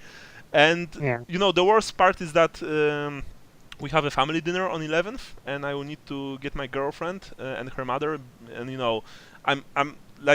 I'm not kidding. I'm legit scared because these guys are fucking dangerous. They feel very safe right now with the current government. There are no cases against them. Police actually, defends them during the marches, not the anti-fascist guys. Oh, but they have that kind of problem here too. With in Charlottesville. Was it New York the other couple of months ago where the Nazis were marching and a bunch of Nazis started beating up somebody, and the cops just sat there and watched, and then arrested the people that got beat up. Yeah, we had the exact same thing more than once, and and so if I'm not going to like call you after 11th, then remember me as a mild-mannered game master. Guy. Yeah, well, the problem is not the Soviets. They want to be the Soviets. The Russians are I think I'm not going to say out and out backing them, but they want a world like this because that increases their power. Oh, of course. And so they're doing everything they can to encourage these kind of groups. Well, they want stuff like that in the former Soviet countries, because they want a Cold War again. They want to go back to the way it was in with the Cold War, because they had power then. They could, they got the citizens to sign over all their rights because, oh my God, the scary Westerners, are gonna nuke us, and so that it allowed very bad people to stay in charge and have absolute power, and they want to go back to that. And I'm referring obviously to the people in power in Russia, not necessarily the citizens in Russia.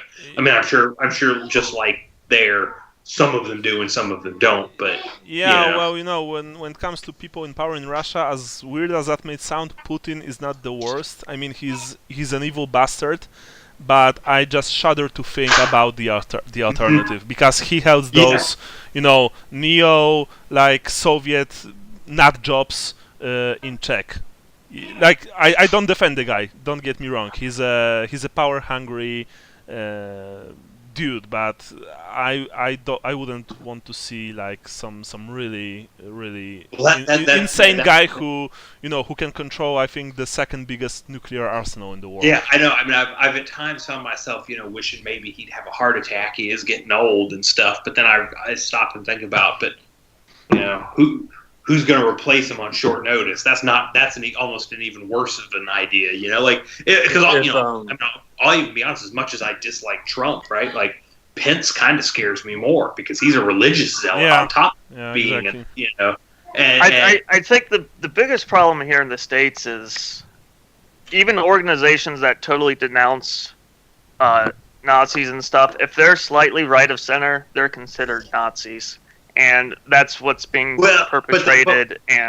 But part of the problem is I think a lot of them metaphorically sold their soul because they get support from groups that are actual Nazis. And I don't mean support like, these people are like, doing voter drives or whatever, but like they vote along with them. And so they've decided that power, and I'm not going to say, like, I'm not saying their logic is flawed. I get their logic, but they've decided that power is more important than not having power, and if that means aligning with not good groups, a lot of them have chosen to do that. And and I think like Trump is an example. There's I super have to disagree with that. It's like you could say the exact same thing with people on the left with supporting communist factions and downright trying to subvert the law in order to keep people from the Supreme Court and stuff like that. It's getting so polarized here in the States. That's the scariest thing. Yeah, in our country as well. People that are center and even left of center are being called Nazis because they're trying to speak logic to people who are the extreme right people. They're not a threat. There's just so few in number. It's they're non-existent. The extremes on the left, however, that's academia. That's a huge threat. But if you say that, you'd be considered a Nazi here in the States, and then the media will run with that because they're more on the extreme left, and they'll support groups called anti-fascists, which are essentially using fascist tactics in order to do their authoritarian rule on people.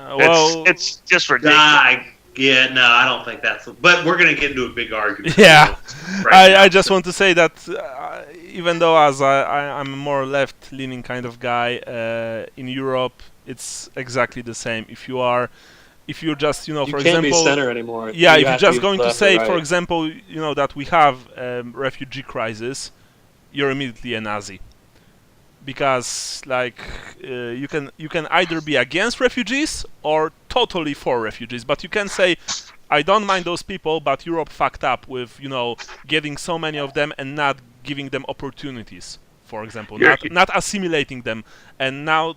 They are rightfully pissed. They are angry. They are they don't have jobs, and thus a lot of them are violent and they're just criminally inclined. But it's not because they are evil per se. It's because Europe just took them in but didn't do anything else.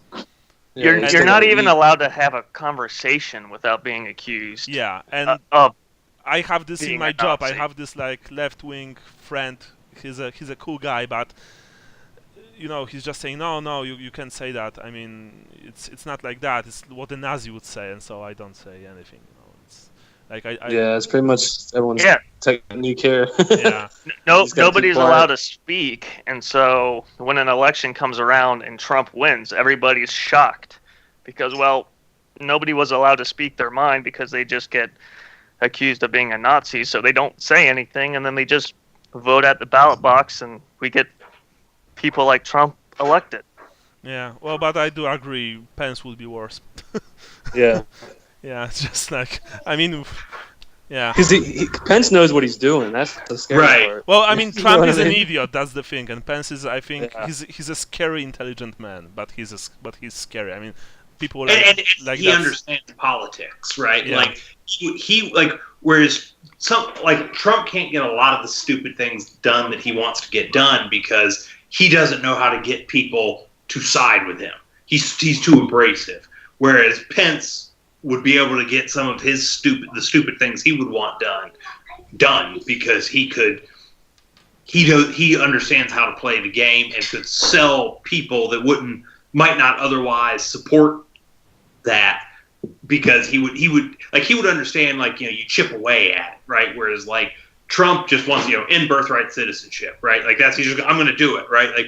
He's not recognizing, one, he doesn't have the power to do it most likely. Two, there are people that at least on its face, even in his side, don't agree with that. Whereas Pence wouldn't just come out and be like, I want to end birthright citizenship. He would he would end it in the he would go through it legislatively first, which they do have power for. You can do, and it'll be tucked into some other bill, in the back end of it, right? And it wouldn't be all birthright citizenship at first, right? It would just be this birthright citizenship or that birthright citizenship, right? And then the next time it would be another kind of it, right?